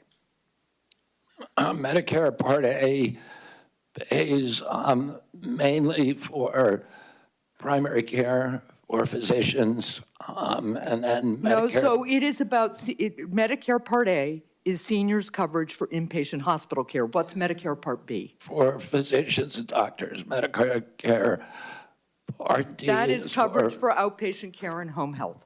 So what is Medicare Part C? Medicare Part C is a program where it's the full menu of all the services, A, B, C, and D for Medicare. It is Medicare Advantage, which it's the private insurance option for seniors on Medicare. So, Mr. Kennedy, you want us to confirm you to be in charge of Medicare, but it appears that you don't know the basics of this program. So let's turn to Medicaid. No, I had to correct you on several things. Oh, you let's just turn added to information, Medicaid. Yesterday, Senator. You didn't said correct me. I didn't get it wrong. Mr. Kennedy, my time is limited, and I hope the chair will give me a this couple of more minutes. Senator? Yes, Medicaid. All right, because you're let's giving me turn very to little Medicaid. time to answer one. Let's turn to Medicaid. Medicaid, you said yesterday to Senator Cassidy, Medicaid is fully paid for by the federal government, and it's not fee for service. That statement is false. Do you now understand that that statement is false, yes or no? That Medicaid is paid for by the federal government, I believe that. You said it is fully paid for. Medicaid, in fact, sir, is a federal-state partnership. The state has a partnership. Right, so you were wrong yesterday, so you're acknowledging that that statement was false, right? I misstated something. All right, good. So yesterday, when you were questioned about Medicaid, you repeatedly dodged questions by saying you want to make it better. Republicans are circulating a proposal that would end Medicaid expansion in some states, including in New Hampshire. So I will submit this for the record, but it is important to me to understand whether you believe that taking Medicaid away from 60,000 people in New Hampshire would make Medicaid better. And would it make New Hampshire healthy again? I'll submit that for the record. Thank you, Mr. Chair. Senator Tuberville. Thank you. Thank you, Mr. Chairman. Thank you, Mr. Kennedy, for being here. Being a few months older than me, I'm going to be respectful to your elders. Not by much. Yeah, not by much, that's right. But thank you. Look at this room. We hadn't had a full room in here since I've been in here 4 years on any hearing. Thank you for bringing the light to what this is all about. It's about health in our country. There might have been a half a dozen people in the last Health and Human Services nominee. Nobody was interested. Lawyer who worked from home in California, didn't do a damn thing in terms of what we needed when COVID was full steam. So thank you. Thank you for getting our young people involved. My two boys, 28 and 30, a year or so ago, they were going to vote for you for President of the United States. You know why? Because you're trying to save their group of people from the chemicals and the things that we have in our food. They're fired up about it. And you brought light to that. And thank God you've done that. You brought importance to what we're doing. You know, I coached for 40 years. In the last 4 or 5 years I coached, I'd never seen like the run on drugs our young people are being given by doctors across this country. We have a attention deficit problem in this country. You know, attention deficit, when you and I were growing up, our parents didn't use a drug, they used a belt and whipped our butt, you know, and told us to sit down. Nowadays, we give them Adderall and Ritalin. It's like candy across college campuses and high school campuses. Mr. Kennedy, what are we going to do about that? Today, 15% of American kids are on Adderall. And there's clearly a major problem with overprescription, not just with our children, but with our entire population. We have 4.2% of the world's population, and we take 50% of the pharmaceutical drugs. And there's a recent study by Peter Ghosh, who is one of the founders of the Cochrane Collaboration, that showed that prescription drugs are now the third largest cause of death in our country after cardiac arrest and cancer. We're not getting healthier. Americans are getting less and less healthy. 70% of pharmaceutical profits globally come from our country, which has 4.2% of the world's population. We're the only country that allows full-scale pharmaceutical ads on TV. And we're all being told you can make yourself, you can eat anything you want, you can smoke anything you want, you can do anything you want, and there'll be a drug to fix you in the end. And it is not a good formula. And our kids are getting sicker and sicker. They're not getting better. Nobody here, all the people here who are defending this current system and defending these pharmaceutical industry profits, many of whom are taking huge amounts of money from the pharmaceutical industry, millions of dollars for many of these senators. And none of that, this is not making our country healthier. It's making us sicker. We need to get rid of these conflicts. We need good science, and we need good leadership that is able to stand up to these big industries and not bend over for them. Thank you. And you brought to light the vaccines over the last couple of years. I've had my first granddaughter here in a couple of weeks, and my son and his wife have done their research about vaccines, and she's not going to be a pincushion. We're not going to allow that to happen. But you brought that up, but as you and I talked about vaccines, Coach, let's empower scientists to do their job. You know, let's go by what they do. Let's don't just do something for the pharmaceutical company. So I appreciate you doing that. One other thing is you and I talked about red dye number 3, and just happened, you and I talked about that, and a few days later in this room we had the FDA director. And I asked him, why do we use red dye 3 in our cosmetics, or we don't use in cosmetics, we use in our food, but we don't use it in cosmetics because it causes cancer. What in the heck's going on? Well, a few weeks later, because of your insistence, we dropped it. So tell me about dyes and things that you're concerned about, because I get more talk about that than anything. We have 10,000 ingredients in our food in this country because FDA employs a standard called the GRAS standard that looks at any new chemical as innocent until proven guilty. In Europe, they have 400 ingredients in their foods. Kellogg's makes Fruit Loops for the United States alone.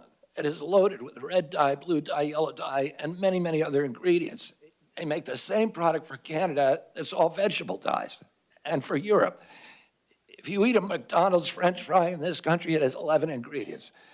You eat the same product in Europe, it has 3. We are allowing these companies, because of their influence over this body, over our regulatory agencies, to mass poison American children. And that's wrong. It needs to end. And I believe I'm the one person who's able to end it. Thank you. Senator Kim. Thank you, Chairman. Mr. Kennedy, good to see you. I wanted to just start by asking you if you support medically assisted treatment to help people get off of opioid addiction. Yes, I do. Do you think it's safe, and would you consider it to be the gold standard of the approach? The Cochrane Collaboration, which is the most prestigious scientific research organization, has said that the gold standard is, has found in studies, a gold standard is 12-step programs.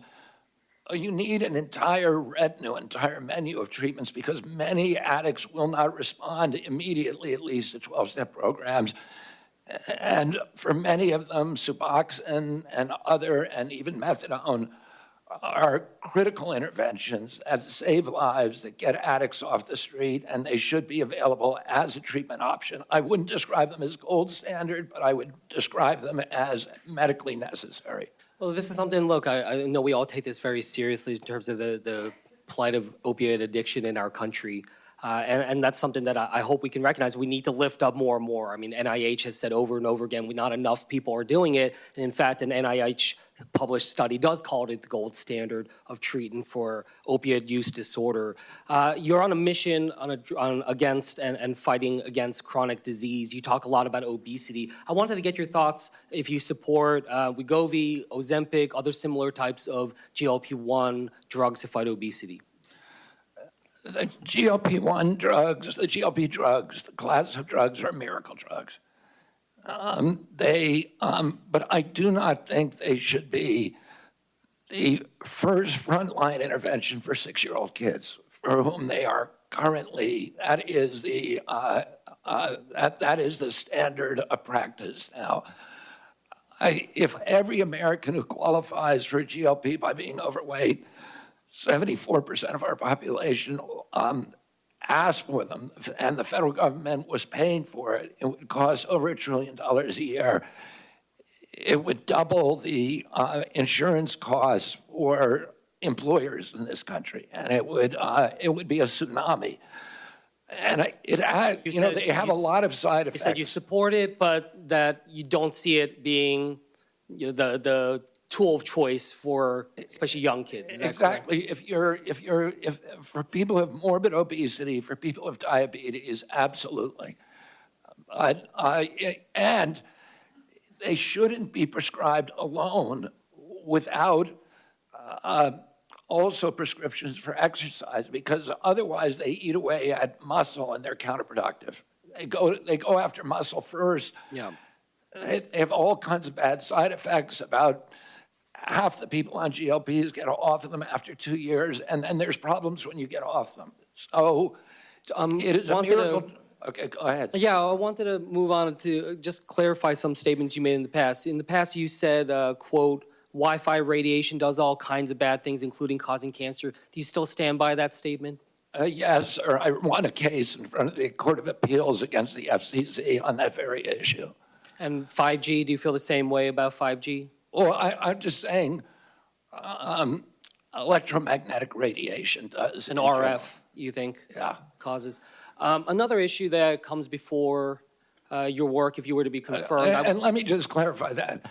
It changes DNA, and there are scientific studies that have linked it to cancer, many of them.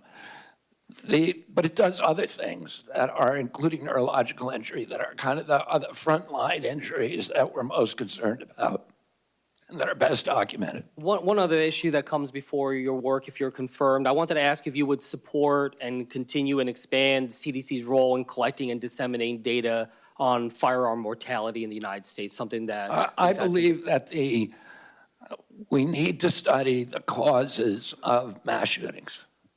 We need to study all the causes. When it came to, you said earlier in response on avian flu, you would continue the investments, that you would support vaccine development. I just want to clarify, does that mean you support investments in mRNA vaccine research and development? I'm not going to pick a vaccine right now. I need to look at all the data. I need to look at safety data and efficacy data, but I'm going to continue research on every kind of vaccine.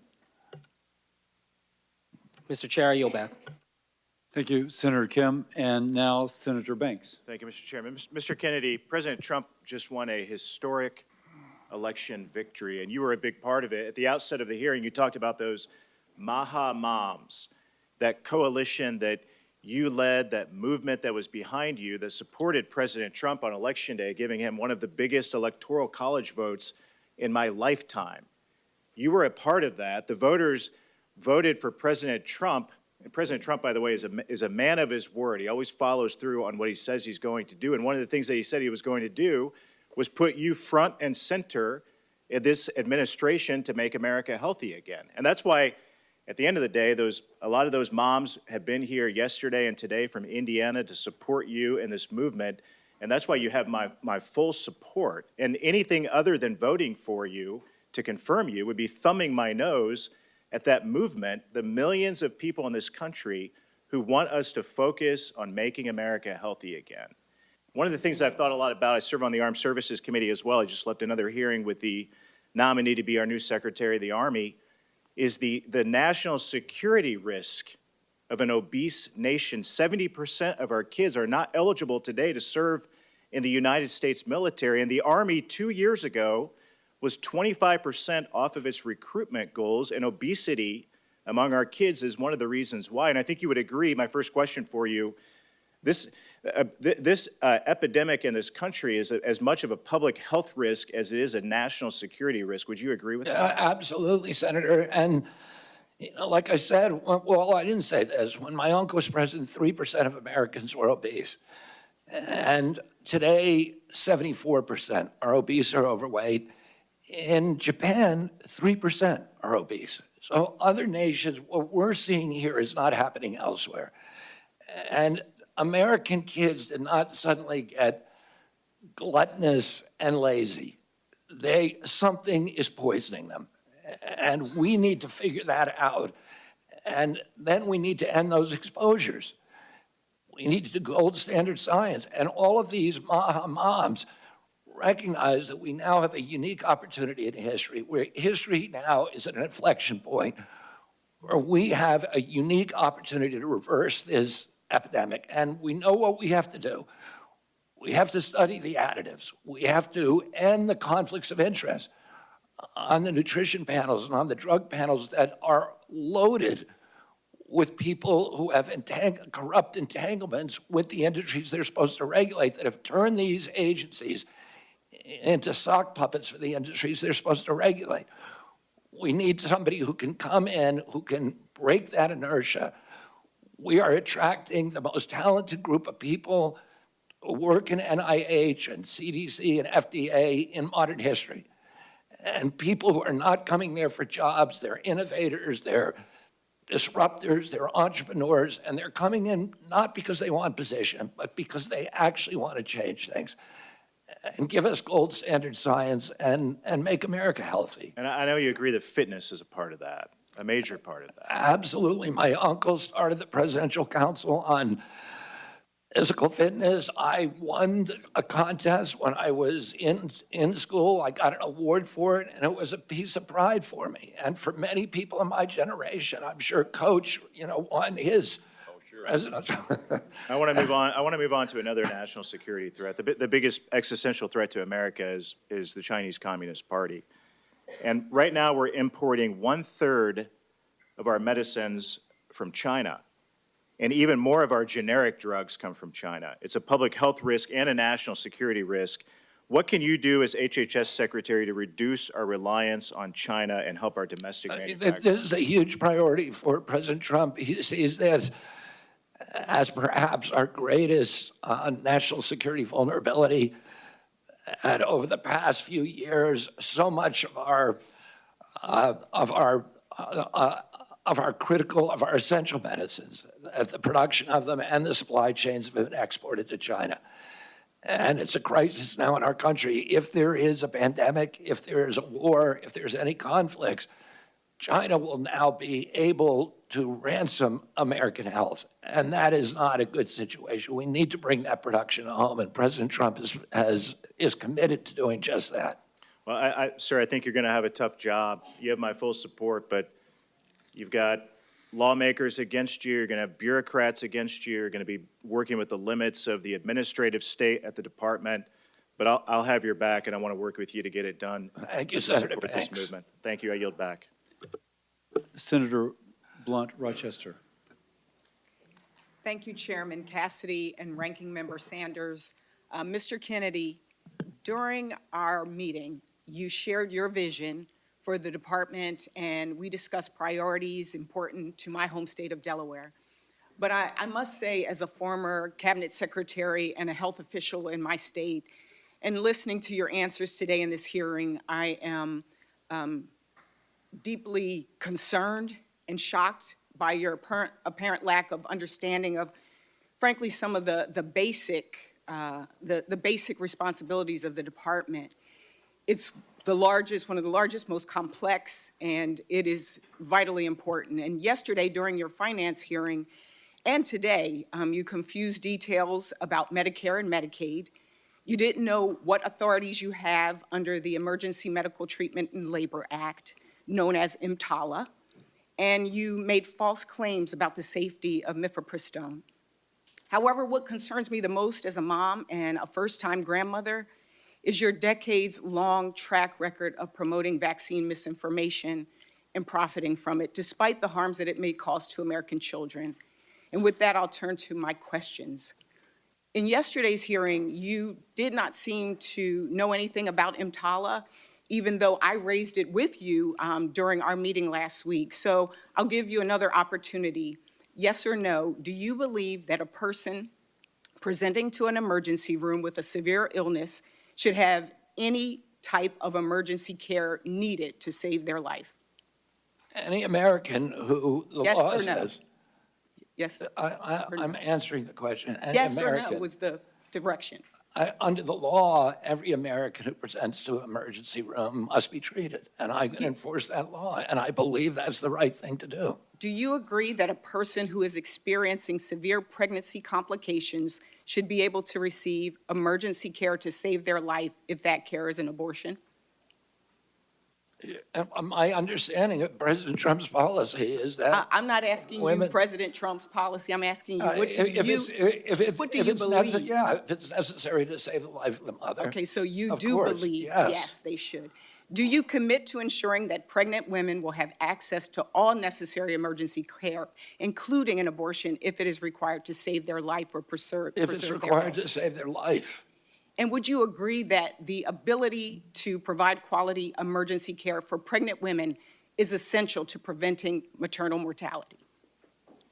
Providing care for pregnant women, we should be providing care for pregnant women. President Trump wants to do that. Bottom line for me, women should not be forced to rely on emergency airlifts to other states for life-saving care. And to be blunt, in our meeting, your lack of understanding really, again, was very concerning. In a 2023 interview, you described yourself saying, I'm a Kennedy Democrat. I believe in labor unions. I believe in a strong, robust middle class. I believe in racial justice. And just yesterday and today, during this hearing and the hearing yesterday, you said we need to respect diversity. Mr. Kennedy, the Trump administration recently issued an executive order that directs the federal government to eliminate grants, contracts, policies, programs, and activities that include diversity, equity, inclusion, and accessibility. This executive order has already caused widespread confusion, fear, and uncertainty for healthcare providers, researchers, public health professionals, and service providers across the country. You said in our meeting that you understand that health disparities exist. So yes or no, do you, in your view, do the following programs count as health DEI programs? Programs that target Black women to address the maternal mortality crisis?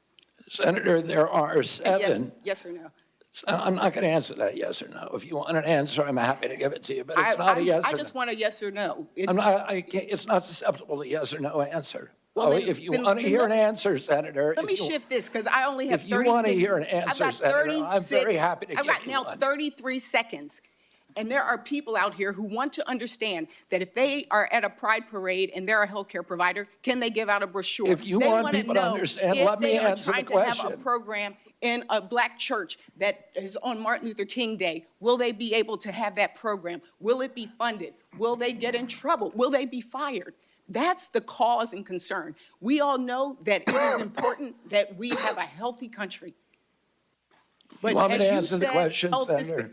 I think I got my answer. Okay. Thank you, and I yield back. I will allow the witness to answer.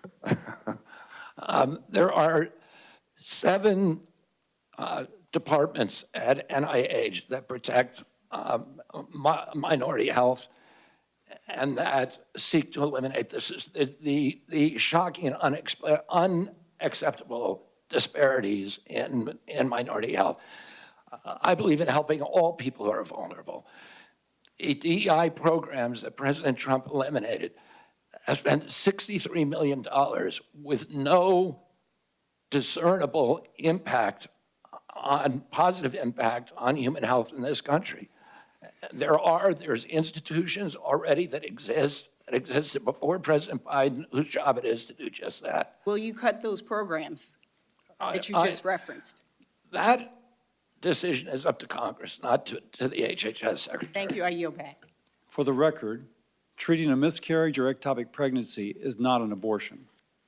It's just false.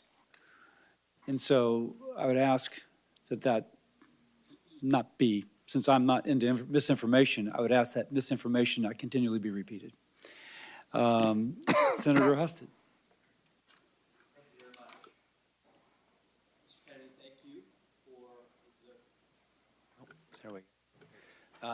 Thank you for the work that you have done to create awareness about the food we eat and how it affects our health, particularly with our children. And you have helped put that on the American agenda, rightfully so, and I appreciate that. I want to share with you a few statistics. According to the CDC, obesity prevalence is around 42% among adults with lower incomes compared to 31% among higher income individuals. That the relationship is strong among women. 45% of low income women are obese compared to 29% of higher income women. And I know I have had this conversation over the course of my public service career many, many times, because at the states we run the Medicaid program, that it impacts those health statistics, that obesity impacts our programs, the cost of them, the quality of life of the people who are served. And I also get this question about why in the world does the federal government continue to subsidize programs that lead to unhealthy foods, and why do we operate programs in the way that we do, like with SNAP, that pays for foods that we know are causing people to be unhealthy? And I know you don't have the sole authority in this matter. The Department of Agriculture and the Congress is certainly it has an impact on that. But could you just shed some light on how you see your role in trying to impact that? Because we see that these policies are disproportionately affecting poor people, and the inability to change them and make America healthy again is having a disproportionate effect not only on them, but the cost of all of these programs we're trying to maintain. Thank you for the question, Senator. It's the NIH has been diverted into away from studying the etiology of chronic disease. So there's almost nothing at NIH, very, very little, a low percentage of its budget, a $42 billion budget that is devoted to finding out why we're having this obesity epidemic. We know it's an environmental toxin. Epidemics are not caused by genes. That genes may provide a vulnerability. You need an environmental toxin. Why aren't we devoting science to finding out what those toxins are and then eliminating them? And, the focus is on infectious disease, and we almost altogether ignore chronic disease, which causes 92% of the deaths in this country. And during COVID, we had the highest death rate of any country in the world. We had 16% of the COVID deaths. We only have 4.2% of the world's population. No country did as poorly as us. When you ask CDC, why is that? They say because we are the sickest people on earth. The average person who died from COVID had 3.8 chronic diseases. American blacks were dying from COVID greater than almost any population in the world, about over 3,000 deaths per million population. The only people worse are Indian reservations, which have an even higher rate. And the only person who did worse globally were Samoans.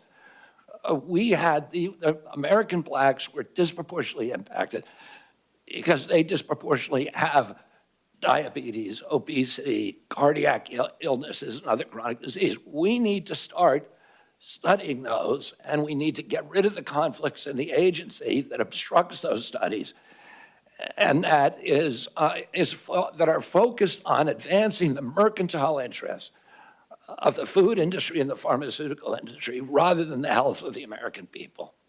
Well, I would ask you to take, if confirmed, to take a leadership role across the agencies to advise us on what policy changes we must make to both not make it worse, but to make it better. Because we subsidize, literally, we have policies as a government that encourages the production of foods and the sale of foods, to particularly our poorest Americans, that lead to these problems. We are literally creating the problem that we're trying to solve, and your recommendations would be very much appreciated. We already have liaisons with the USDA, with Brooke Rollins, so that we can, with whom I have a very good relationship, so that we can work collaboratively to reduce the chronic disease and the exposures that are causing them. Thank you. Senator Hickenlooper. Thank you, Mr. Chair. And thank you, Mr. Kennedy, Bobby. We share a mutual oldest best friend, and I respect that affection that you have for him very, very much. You did talk a little longer in your introduction, so I'm going to try to urge concision, because I've got 3 or 4 questions. As I said when we met, I'm still very concerned about the issues around vaccination. But I thought I'd start with the ability of Medicare to negotiate drug prices, which was finally okayed in 2022. We'll save Medicare plan $100 billion in the next 10 years, probably $1.5 billion out of consumers' pockets, Medicare patients, in just 2026 alone. Yesterday, you said that the Trump administration had issued a statement to lowering the cost of prescription drugs and continuing the negotiation program. I went back and looked at that, and it was a statement that mentioned increasing transparency and then said they would solicit feedback on the Medicare drug price. But nowhere did it say in the statement that the administration was actually going to commit to lowering prices. So is that something you still feel that negotiation program and lowering those prices is important? I've spoken to President Trump about negotiations. He's absolutely committed to negotiating lower drug prices. Great. I appreciate that. You've also spoken much on the need to focus on prevention of chronic disease, which I think everyone shares. The MAHA movement is alive in Colorado as well as everywhere else. People are frustrated by the fact that for every dollar we spend on healthcare in this country, and it, as has been previously said, it's often double any other country, only a nickel goes to prevention. So when you look at that $100 billion that's going to be saved over the next 10 years through the negotiation of pharmaceuticals, do you have any ideas of how we could put that towards prevention, that revenue? Well, that's a really good question, Senator Hickenlooper. I mean, there's 2 things. There's 2 I'm going to give you areas. 40 seconds because I got 2 more questions. I mean, we can do Medicaid, Medicare, and Obamacare should be we should be moving to value-based care, which includes prevention. And then the other arm is at NIH, CDC, and FDA, which should identify the toxins that are contributing to chronic disease and eliminating them. Great. Another short question with mifepristone, which has been described and discussed a lot already. And I understand your commitment to follow the policy of the president. But he has other tools at his behest. If there needs to be another study or looking at the other existing studies, will you make sure that there's no bias to the best of our human ability to twist those results in any way to support that policy? And I'm speaking now just about the defense of science, to make sure that those Senator, I will reviews are fair. commit to you here today to review prior to approving any study at NIH to allow you to approve the protocols and the researchers and help us choose the research. All I want is good science. And I would love input from this committee on any study that we do. There's many ways that studies are flawed, and you can correct those at the outset in a lot of ways. So absolutely, I will work with you to make sure that it's science that you're satisfied with and I'm satisfied with. That shows that this is the first time you're being considered for a cabinet position, because no other person would ever solicit and willingly approve our participation. Well, I'm going to make that commitment. I know the hazard of it, but I'm going to do it anyway. I'll hold you to it. Now, let me get to the vaccines, and I think this is crucial, because I think there is widespread distrust and increasing distrust in the scientific community. I am a scientist. Some have argued that I'm the only scientist in the Senate left that is actually, I've written research papers in peer-reviewed journals. I think I understand how it works, and it is a healthy skepticism is useful, but we want to make sure that's a healthy skepticism. And yesterday in the discussion about Lyme disease, you said that in your discussion that it was formulated to be a militaristic bioweapon, that you had heard that in 3 books, but you hadn't read through. And I think at a certain point, if you're going to be an activist, or some people would say a prophet, that what you say becomes promoting something, promoting an idea.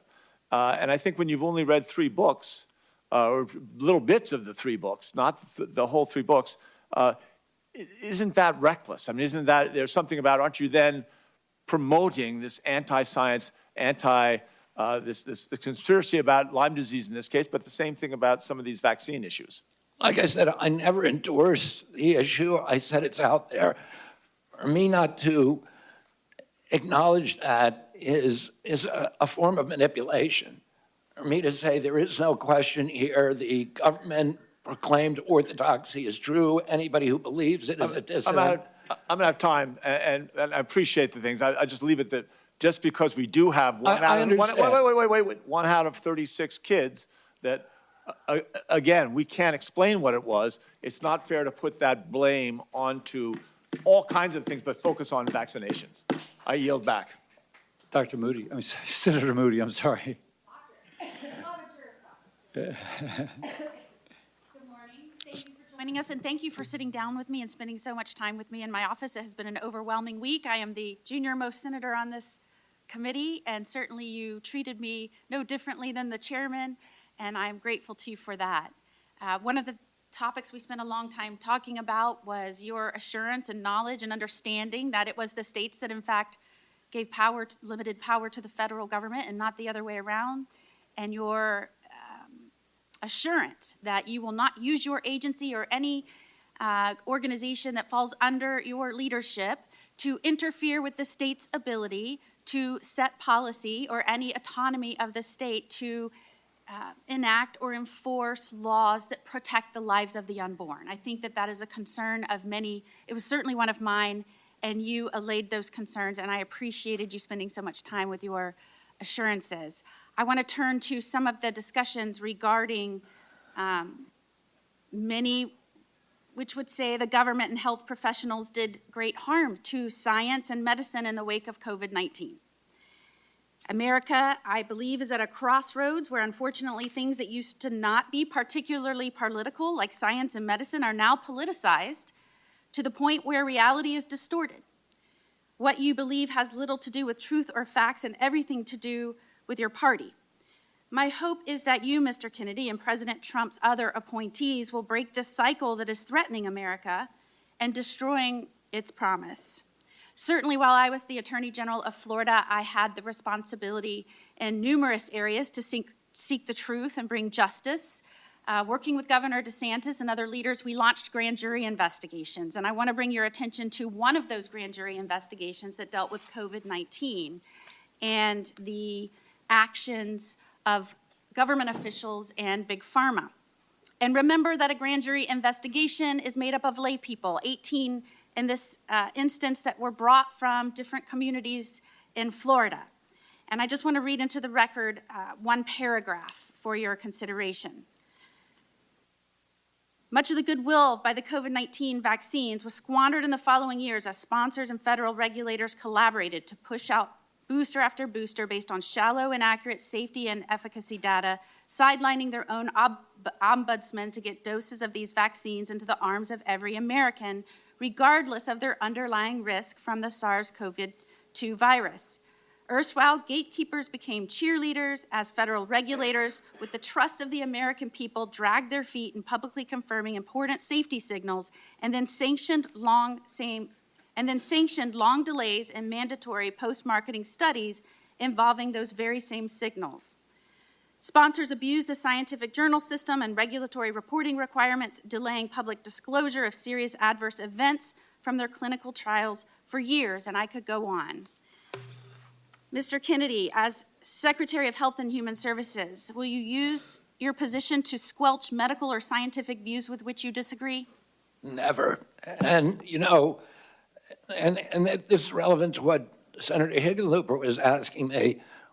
We've tried this system where government lies to Americans, or where they tell them about it, that they have it with a level of assurance that they don't feel themselves, and it isn't working.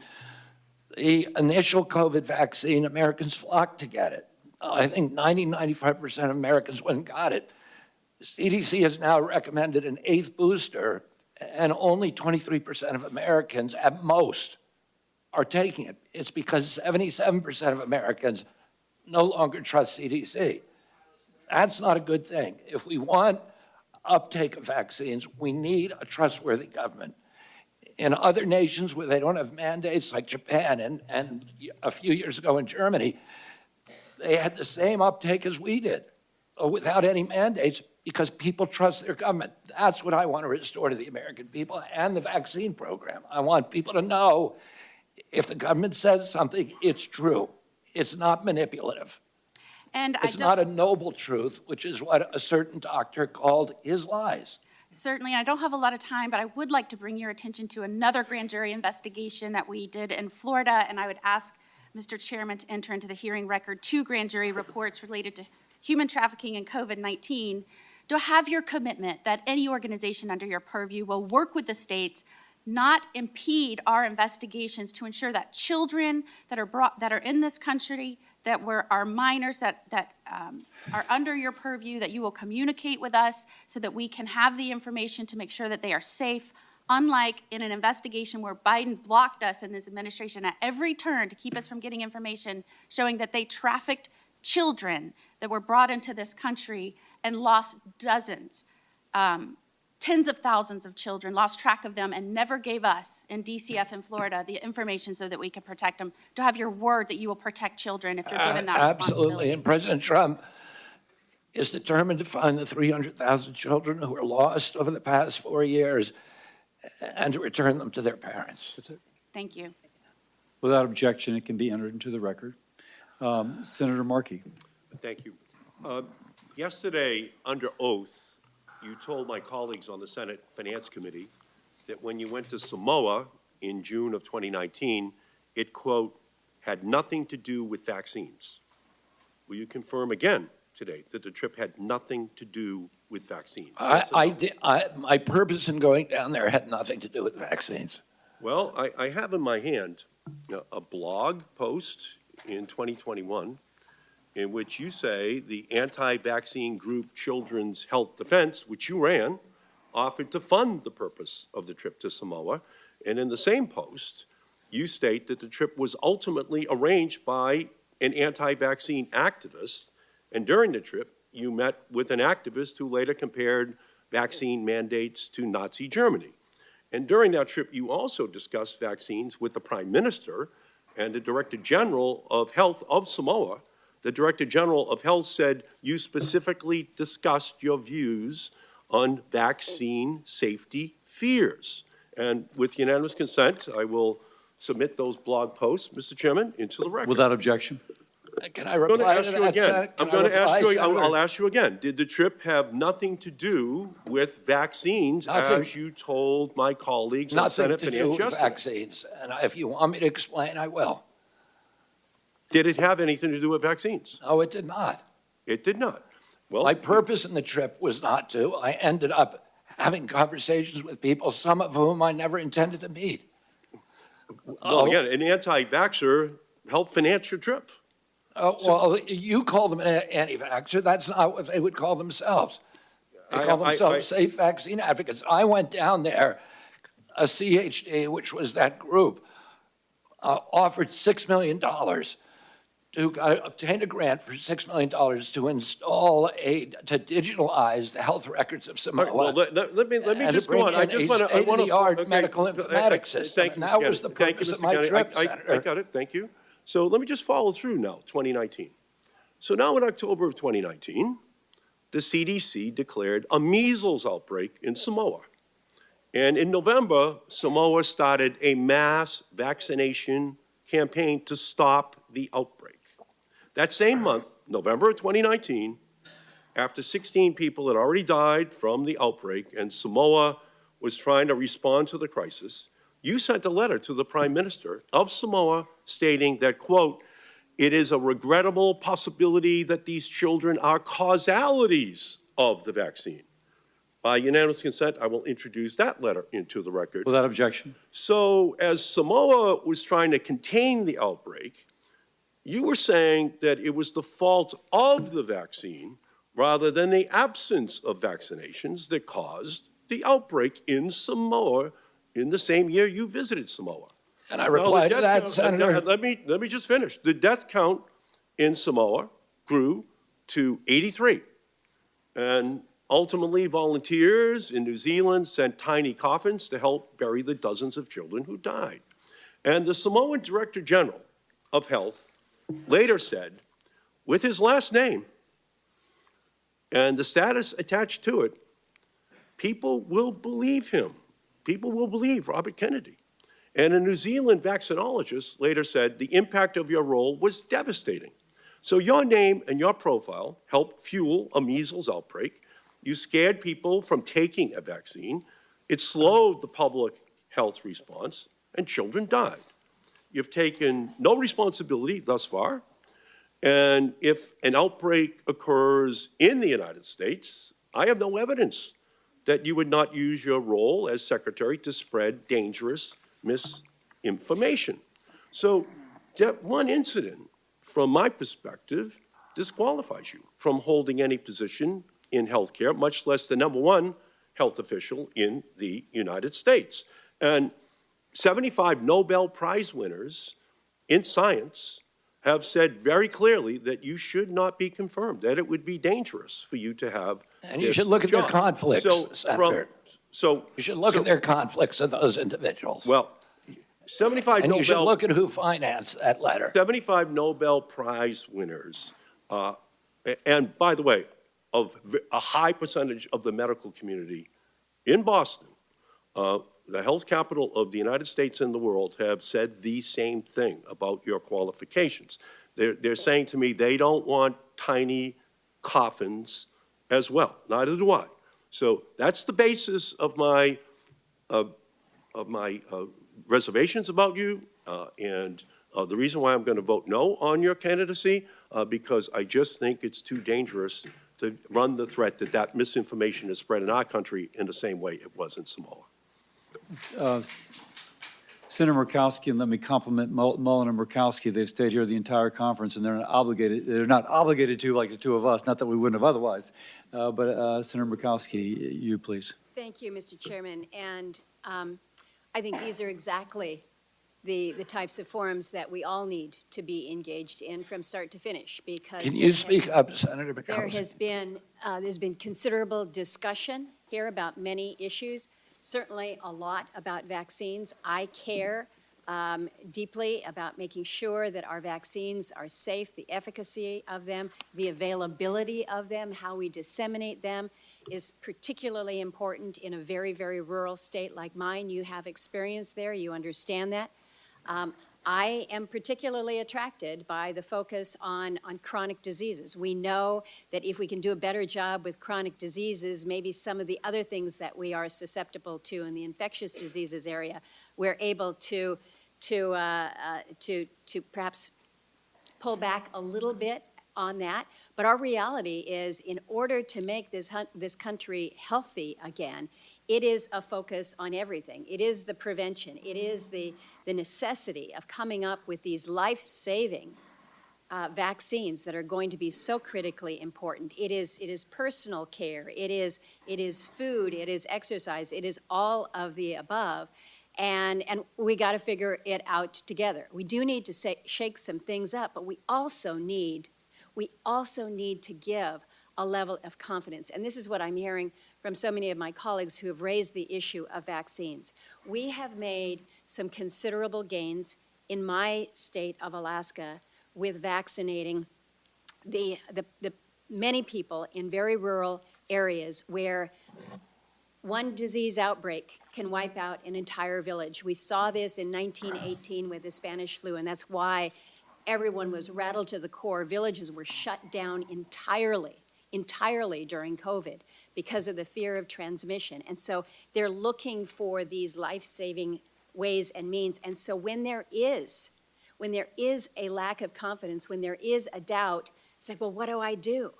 And so we're pulling back then on, again, these areas where we can work to prevent some of these deadly diseases that we thought we had wiped out years ago. We have dramatically reduced diseases in my state like Hep A and B and meningitis. We're just now getting through a tough bout of whooping cough that came around to the state. Now there's a scare in the peninsula in Alaska about a measles outbreak. So we can't be going backwards with our vaccinations that will allow for this level of prevention and protection. So I'm asking you, you are clearly an influencer. You are clearly an influencer. You would not be in this position today. But you can see how your podium, your platform, your voice can influence so many. So I am asking you on the issue of vaccines specifically to please convey with a level of authority and science, but also with a level of conviction and free of conflict and free of political bias, that these are measures that we should be proud of as a country. Proud of as a country. Look to what President Trump was able to do with the COVID vaccine. It was extraordinary, and it did save lives. I need time for a question, so I'm asking you to focus on how you can use your position to provide for greater levels of confidence to the public when it comes to these life-saving areas. So I'm going to pivot to a question that you can answer. This relates... I can answer that one, too. No, I know, but I have 43 seconds, and no one has talked about our Native populations. When you look at our health statistics, whether it's Alaska Natives or whether it is American Indians, our health statistics in this country, you know very well, because we talked about them, are not where they need to be. And it's in all categories. It's infectious disease, it's tuberculosis, it's Hep C, it's mental health, it's depression, it's substance use, it's sexually transmitted diseases, it's hypertension, stroke. It is so deep, and it is so challenging, and it is so hard. You have received support from Native American tribes. You have been in these areas. You have been quoted, and I'd like for your comment on this, as quoted saying, as far as budgeting for Indian country, you said you would immediately triple the budget to support tribes. Can you expand on this pledge and the commitment? Because this is an area where we have truly left our Native people behind when it comes to their health and their health outcomes. Thank you, Senator. And this is an issue, as you and I talked about, that is very important. It's always been a priority for me. I spent 20% of my career working on Native issues. I was one of the founding editors of Indian Country Today, which is the biggest Indian newspaper. My father and uncle, Ted Kennedy, my father, were deeply, deeply critical of the functioning of the Indian Health Service back in 1968 to 1980, and nothing's changed. Nothing's gotten better. I'm going to bring in a Native at the assistant secretary level. I'd like to get him actually designated as a assistant secretary for the first time in American history. Make sure that all of the decisions that we make in our agency are conscious of their impacts on the First Nations. I've spent a lot of time in your state. It's my favorite place to go. I've been up with the Gwich'in, representing the Gwich'in people up in Arctic Village, and been all over the state in the remote areas. I understand in Alaska the unique needs of Alaska because of remote health care, because some of these areas are not even accessible except for airplane. That they don't have ambulance services, that the federal government needs to pay attention to financing transportation, the unusual ways that are required there, and that we really need to focus on telemedicine and AI. Make sure that even in remote places in Alaska, that Native people can get high-quality health care, and we can do that today. And I look forward to working with you on those issues and others. Thank you, Mr. Chairman. Senator Murkowski sets the record for going over. Senator also Brooks. Sorry. Good morning. Thank you, Mr. Chair. Mr. Kennedy, I was struck by your comments during our meeting last week. What? I was struck by your comments in our meeting last week where you made it abundantly clear to me that you intended to clean house of the professional scientist at the National Institutes of Health, which you know is headquartered in the state of Maryland and employs thousands of hardworking Marylanders. I, for the record, believe in scientists, and I believe in doctors, and I trust them over politicians without medical degrees. You talked about bad science and bad scientists, and in fact, you specifically said to me in response to my question that you intend to replace the bad scientist with the good scientist. And so I want to ask you, in your opinion, what makes a scientist or a doctor qualified to serve at the National Institutes of Health? A scientist who's devoted to empirical methodology, to evidence-based science, scientists who understand the importance of replication, the importance of publishing raw data and being open and transparent about it, the importance of publishing peer review.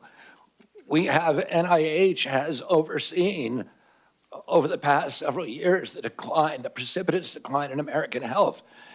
There's 91,000 people at HHS, and are you suggesting that some of them should not be held responsible for that decline? They were in charge of protecting our health. Let me just insert here. Let me just finish. But let me just say saying this, because I only have 3 minutes left. I don't set the rules here, but I ask the questions. And the question is really whether you intend, as you said, to substitute essentially your judgment for the judgment of these professional scientists and doctors. I'm not going to substitute my judgment for science. Of course, I'm not going to do that. What I'm going to do, listen, the New York Times just did an article last week talking about the fraud, the 20-year fraud, 800 fraudulent studies produced by NIH on amyloid plaques, and not allowing any other hypothesis about the cause of Alzheimer's to be explored. Well, how will you decide, Mr. Kennedy, which scientists are bad scientists? Are they the ones who disagree with you? The ones who are corrupt, the ones who have been doing science like the amyloid plaque studies that were fraudulent. Well, these doctors, let me ask you a question. Do you have a medical degree? Do I know? Okay, let me go to the next question. The Heritage Fund has compiled a watch list of federal employees to go after federal staff. Is there a watch list for federal staff at HHS? Not that I know of. Have you or has anyone in the administration developed a list of career scientists or federal staff that you would target for termination? Not that I know of.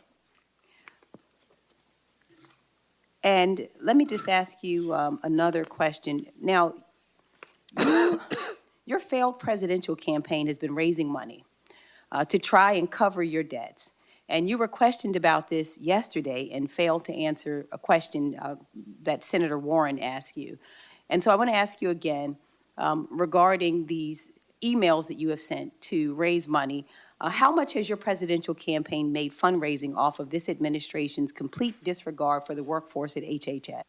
Excuse me? I didn't hear the question. The last part. How much money has your presidential campaign made off of fundraising, off of this administration's complete disregard for the workforce at HHS?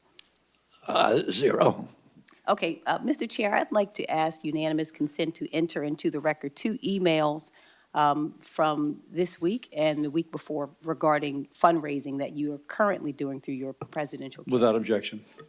And finally, I want to ask you, I have you said you were on a show on February 26, 2021, an interview with Dr. Judy Mikovits, where you said the following, and I quote, "We should not be giving Black people the same vaccine schedule that's given to whites because their immune system is better than ours." Can you please explain what you meant? There's a series of studies, I think most of them by Poland, that show that to particular antigens that Blacks have a much stronger reaction. There's differences in reaction to different products by different races. So I have 17 seconds left. Let me just ask you then, so what different vaccine schedule would you say I should have received? What different vaccine schedule should I have received? I mean, the Poland article suggests that Blacks need fewer antigens than. This is so dangerous. So you get the same measles vaccine. Mr. Kennedy, with all due respect, that is so dangerous. Your voice would be a voice that parents would listen to. That is so dangerous. I will be voting against your nomination because your views are dangerous to our state and to our country. I mean, do you think science is dangerous, Senator? This is published, peer-reviewed studies. I yield. Senator Collins, who would have been here the whole time, but she was in an Intel committee. So Senator Collins. Thank you, Mr. Chairman. Mr. Kennedy, welcome, first of all. I agree with you that there needs to be more focus on chronic diseases like diabetes, like Alzheimer's. But it concerns me when I read a quote from you that says, "I'm going to say to NIH scientists, God bless you all, thank you for your public service. We're going to give infectious diseases a break for about 8 years." Don't we need to do both? Yes, absolutely, Senator. The problem is there's been an imbalance. We've devoted all of these dollars to infectious disease and to drug development to make NIH an incubator for the pharmaceutical industry, and very little to chronic disease. But chronic disease is 92% of deaths in our country. It's 9 out of every $10 we spend on our budget. Why aren't we devoting at least equivalent studies to determining the etiology of our chronic disease? It just seems like common sense to me. I would point out that in many cases it's Congress rather than HHS who sets the funding levels for various diseases. But NIH decides, has panels that decide who gets funding, not Congress, Senator. I want to share with you a discussion that I had with a Maine pediatric nurse practitioner. She raised the concern that if people are discouraged from getting their children vaccinated, we will lose the herd immunity in a classroom.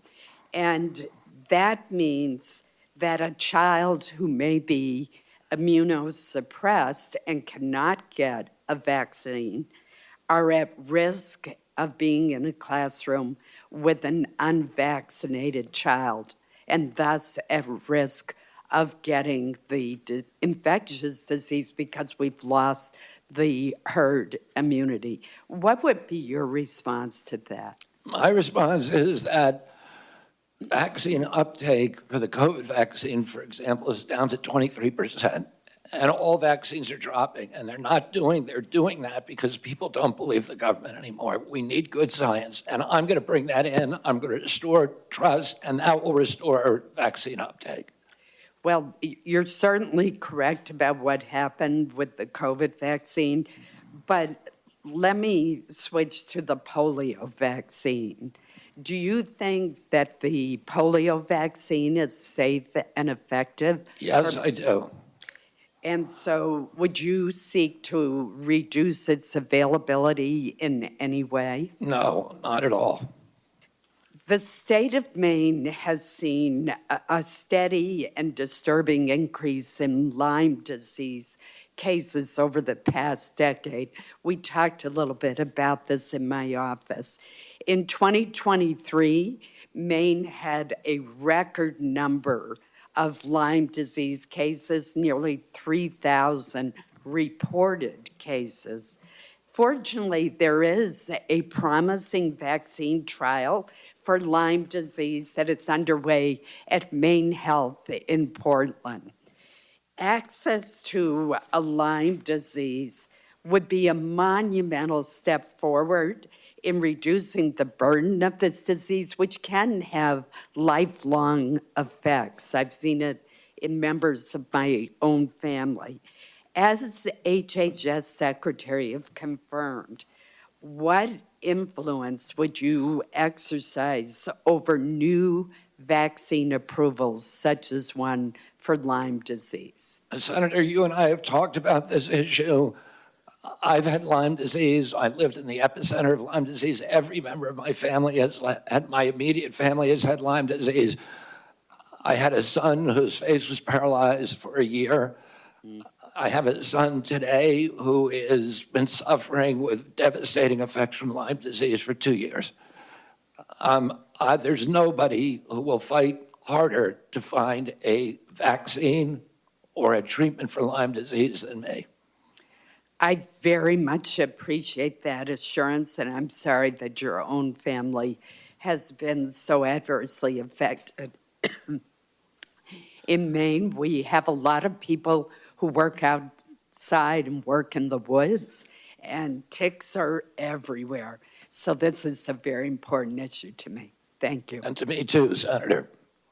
We're almost to the end. Let me acknowledge Senator Moody has also been here the whole time. And so, thank you, Senator Moody. Yeah, well, just incredible diligence. Thank you. Both Senator Sanders and I will have a couple questions, and then we'll each have a closing statement, and then your long national nightmare will be over.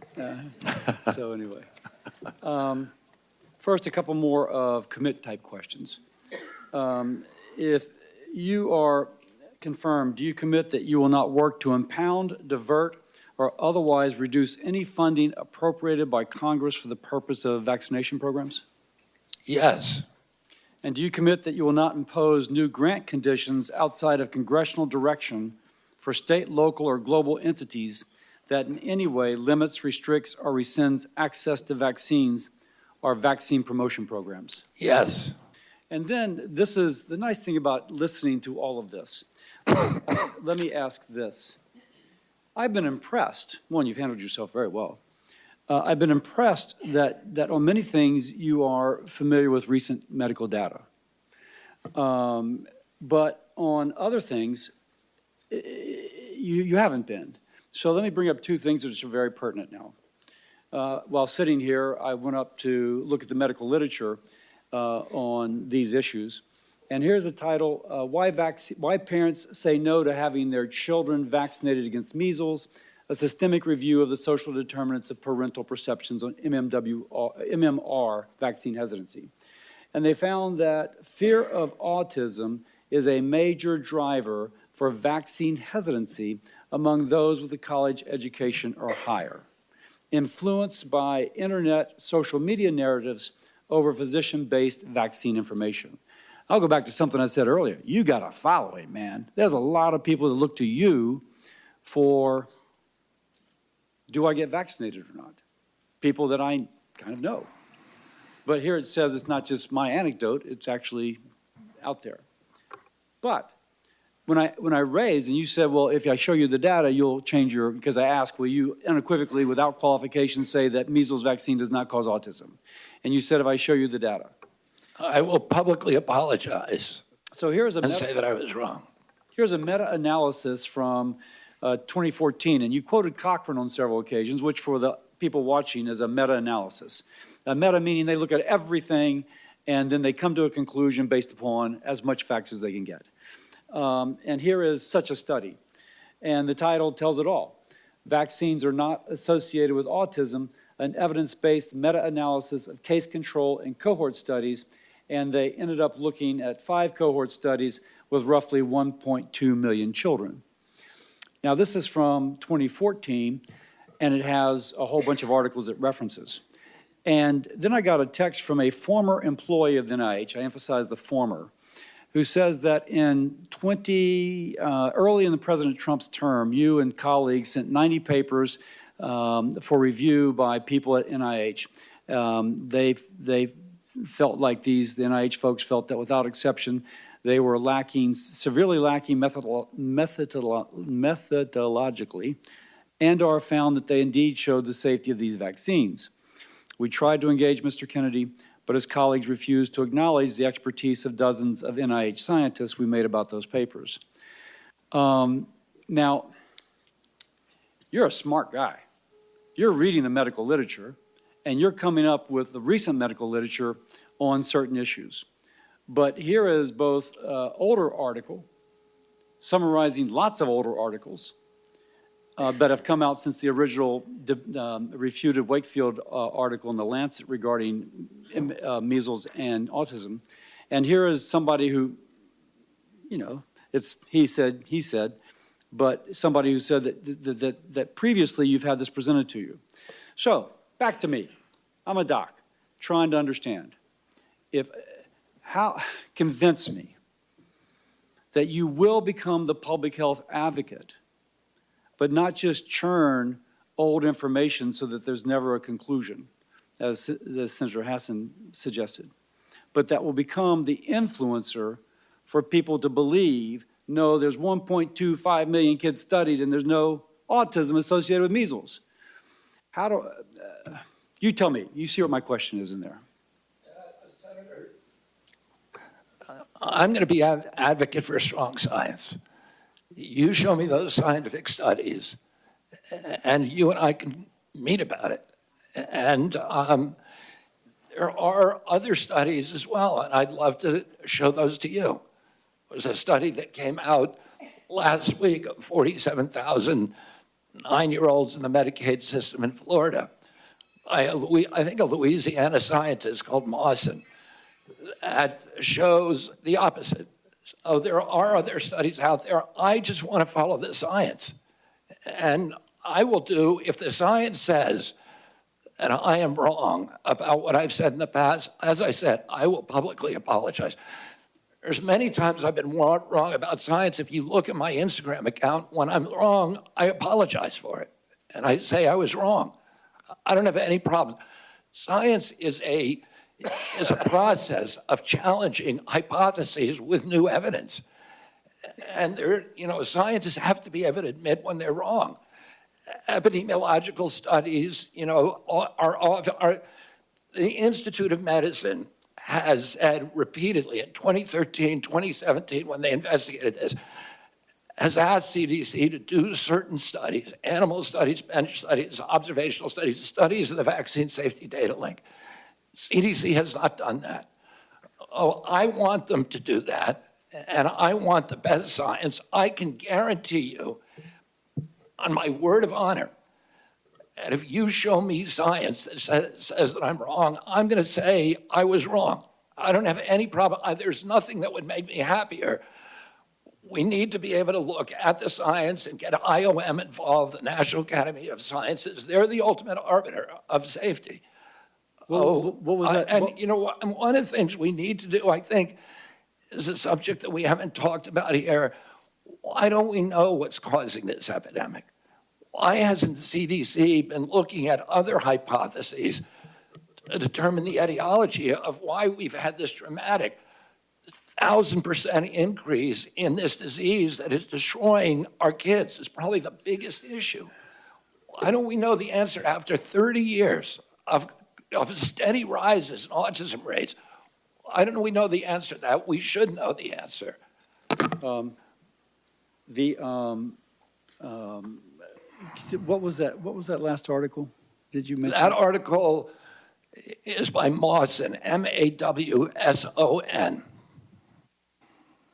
And it's regarding measles and what? No, it looks at the entire schedule, and it says, it's a study of 9-year-old boys, 47,000 9-year-old boys from the Florida healthcare data. Okay, let me, Senator Sanders. Thank you. And I find myself in the unusual and uncomfortable position of having to agree with Senator Cassidy's line of questioning. Mr. Kennedy, in an interview in July 2023, you stated, quote, "I do believe autism does come from vaccines." And you have, the end of quote, and you have praised a gentleman named Andrew Wakefield for his research. What studies, you talk about the need to be science-based, to get our information, good information to make decisions. What studies have you utilized to come to the conclusion that vaccines cause autism? I'm happy to sit down with you. No, please, just answer me that. I mean, look at the Mawson study, Senator. The what? Yeah. Mawson, just look at that study. Yeah, I will, and that was published. But I don't want to, I wouldn't rest on a single study. Right. And all studies can be methodology. Don't mean to be rude, I don't have a lot of time. Just saying You would not be, I just heard you say you could not be happier if you were proved wrong. Mr. Chairman, I asked to put into the record 16 studies done by scientists and doctors all over the world saying that vaccines do not cause autism. Are you happy with that objection? Look at the IOM assessment of those 16 studies, Senator. The IOM has assessed them. But listen, let me get to it. Don't have a lot of time. I apologize. I'm happy to talk to you at another time. Don't have a lot of time. Let's talk about COVID. And I just want clarity on the issue. And again, I apologize. You have to be brief. We don't have a lot of time. Scientists have estimated that the COVID vaccine saved 3 million lives. President Trump said the COVID vaccine was, quote, one of the great miracles of the ages, end quote. You have said the COVID vaccine was the deadliest vaccine ever made, end of quote. Was the COVID vaccine the deadliest vaccine ever made?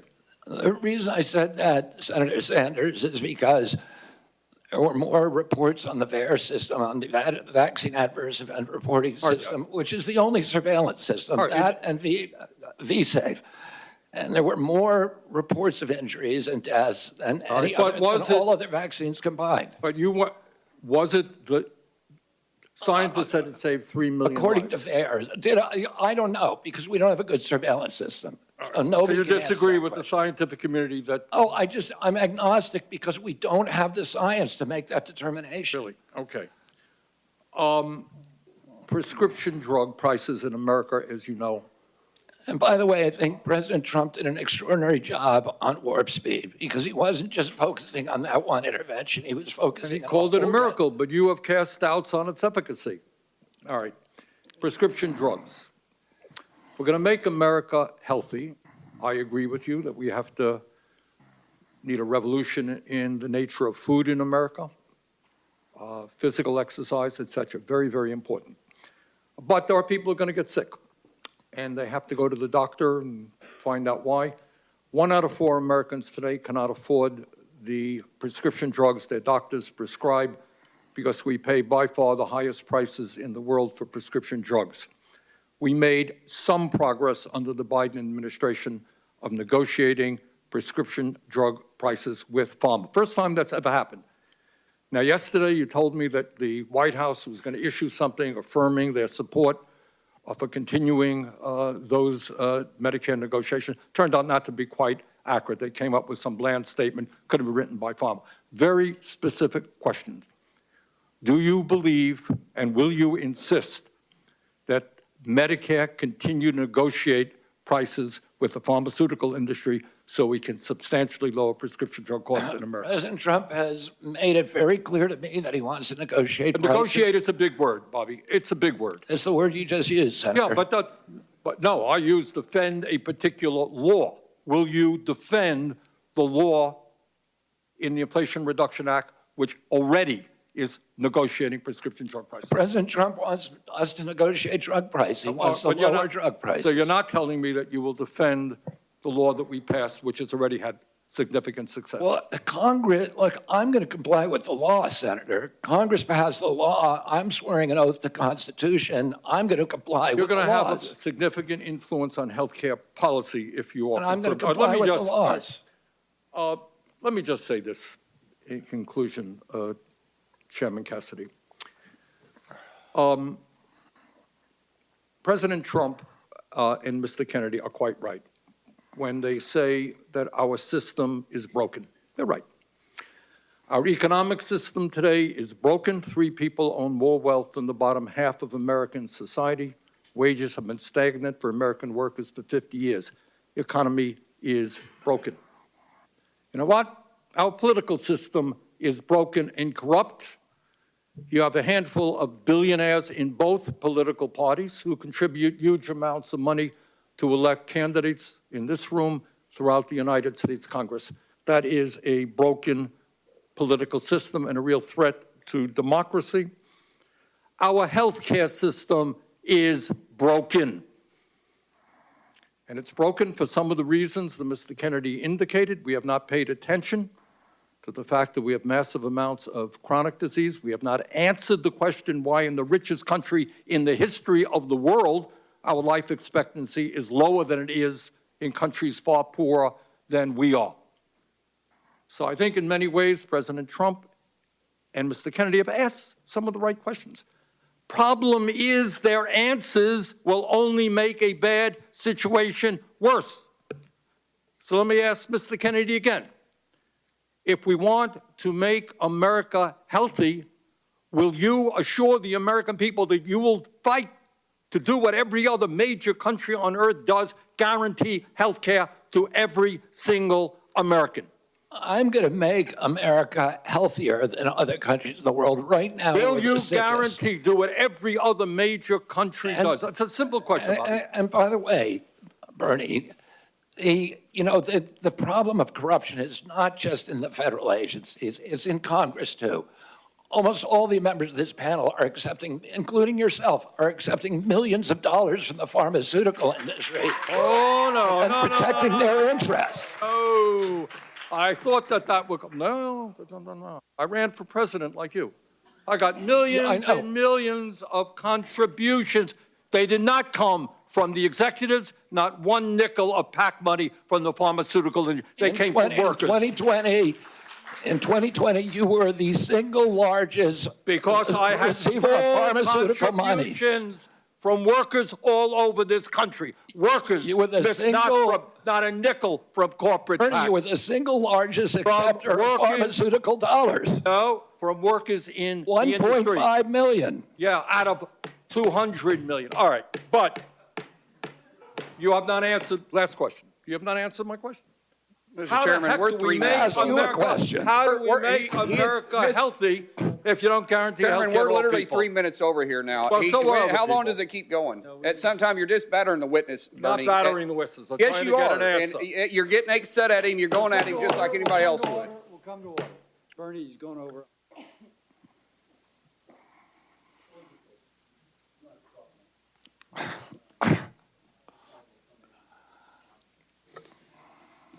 Before I ever entered politics, before I was ever thinking about running for office, I practiced medicine for 30 years. I worked in public hospitals in California, Louisiana, specializing in liver disease, caring for those who otherwise would not have had a specialist.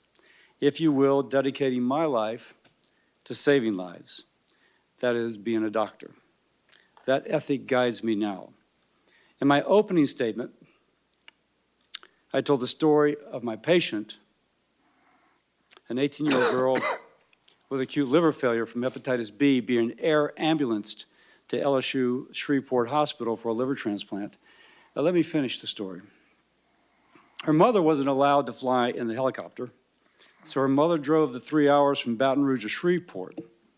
Now, when she arrived, they let her visit her daughter before she went back to the OR. And the mom goes in to say a prayer, squeezes the daughter's hand. The daughter's eyes open, and she said, "Mama?" and the daughter began to recover. Powerful story with a happy ending. But as a doctor, I saw endings not so happy. I just had a friend text me, 2 children died in an intensive care unit in a Baton Rouge hospital from vaccine-preventable diseases this past month. So my concern is that if there's any false note, any undermining of a mama's trust in vaccines, another person will die from a vaccine-preventable disease. Now, you've got a megaphone.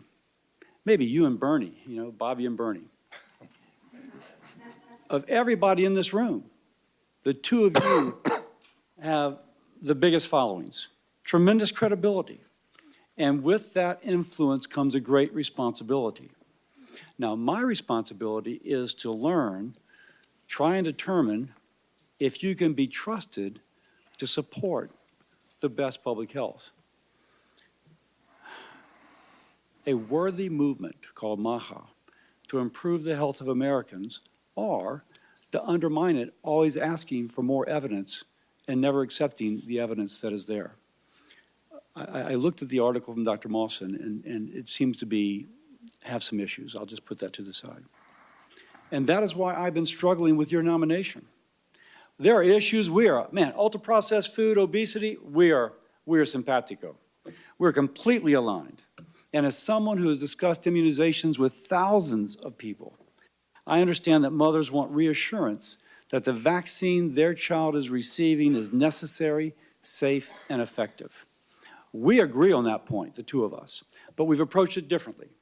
And I think I can say that I've approached it using the preponderance of evidence to reassure, and you have approached using selected evidence to cast doubt.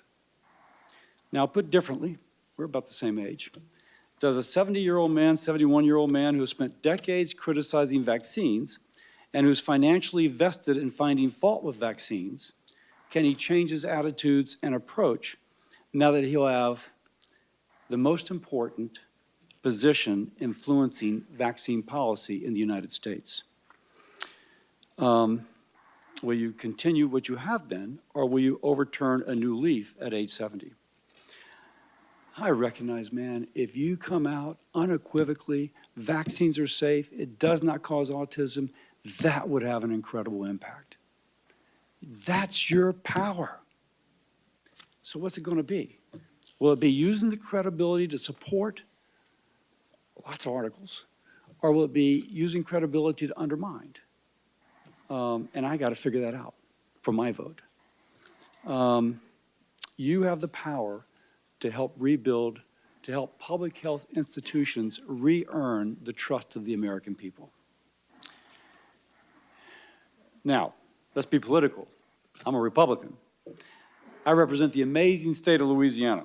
And as a patriotic American, I want President Trump's policies to succeed in making America and Americans more secure, more prosperous, healthier. But if there's someone that is not vaccinated because of policies or attitudes you bring to the department, and there's another 18-year-old who dies of a vaccine-preventable disease, helicoptered away, God forbid dies, it'll be blown up in the press. The greatest tragedy will be her death, but I can also tell you an associated tragedy that will cast a shadow over President Trump's legacy, which I want to be the absolute best legacy it can be. So that's my dilemma, man. And you may be hearing from me over the weekend. You may be hearing from me over the weekend. I once again thank you for your time, and I yield to my ranking member. Thank you, Mr. Chairman, and thank you very much for your job today in conducting this very, very important hearing. Let me reiterate my concerns. Every person on this panel, and I would hope everybody in America, wants to make us the healthiest country on earth. And I applaud Mr. Kennedy for raising the issues and talking about some very important truths. But what I am not hearing from him are some very specific policy issues that we absolutely need if we're going to make America healthy. It is unquestionable that when 68,000 Americans die because they can't afford to go to a doctor, you got to deal with that. And I have not heard one word about the need for universal health care that exists in every country on earth. When 1 out of 4 people can't afford prescription drugs because the pharmaceutical industry is ripping us off and charging us 10 times more in some cases than the people in other countries. I have not heard the definitive answer I need that we're not going to pay the highest prices in the world for prescription drugs. And one of the points I think that Mr. Kennedy made, which is right, healthcare is not just medical care. It's a lot more. Talk about the food industry. We have held a hearing, Senator Cassidy and I held a hearing a couple of months ago, where we made the point that the food industry is, in fact, poisoning our kids with addictive food that is leading to obesity, diabetes, heart conditions, etc. And I hope that our Congress and the White House will have the courage to take on a very powerful food industry and demand that the products that they sell our kids are in fact healthy and non-addictive. In many ways, what the food industry is doing today is what the tobacco industry did 50 or 60 years ago. And we talk about making America healthy today. Again, it's not just doctor care, medical care. We have millions of people working for starvation wages. You cannot be healthy if you're working 50 or 60 hours a week and you can't afford the rent that your landlord is charging you. Stress kills. Stress makes us sick. So, Mr. Chairman, let me just say this. I think the issues that have been raised in this hearing today are of enormous importance. I look forward to working with you and other members of this committee to make sure that we develop the policies that have the courage to take on very powerful and wealthy special interests, so in fact, that we can make America healthy. Thank you. This concludes our hearing. For any senators who wish to ask additional questions, questions for the record will be due tomorrow on Friday, January 31st at 5 p.m.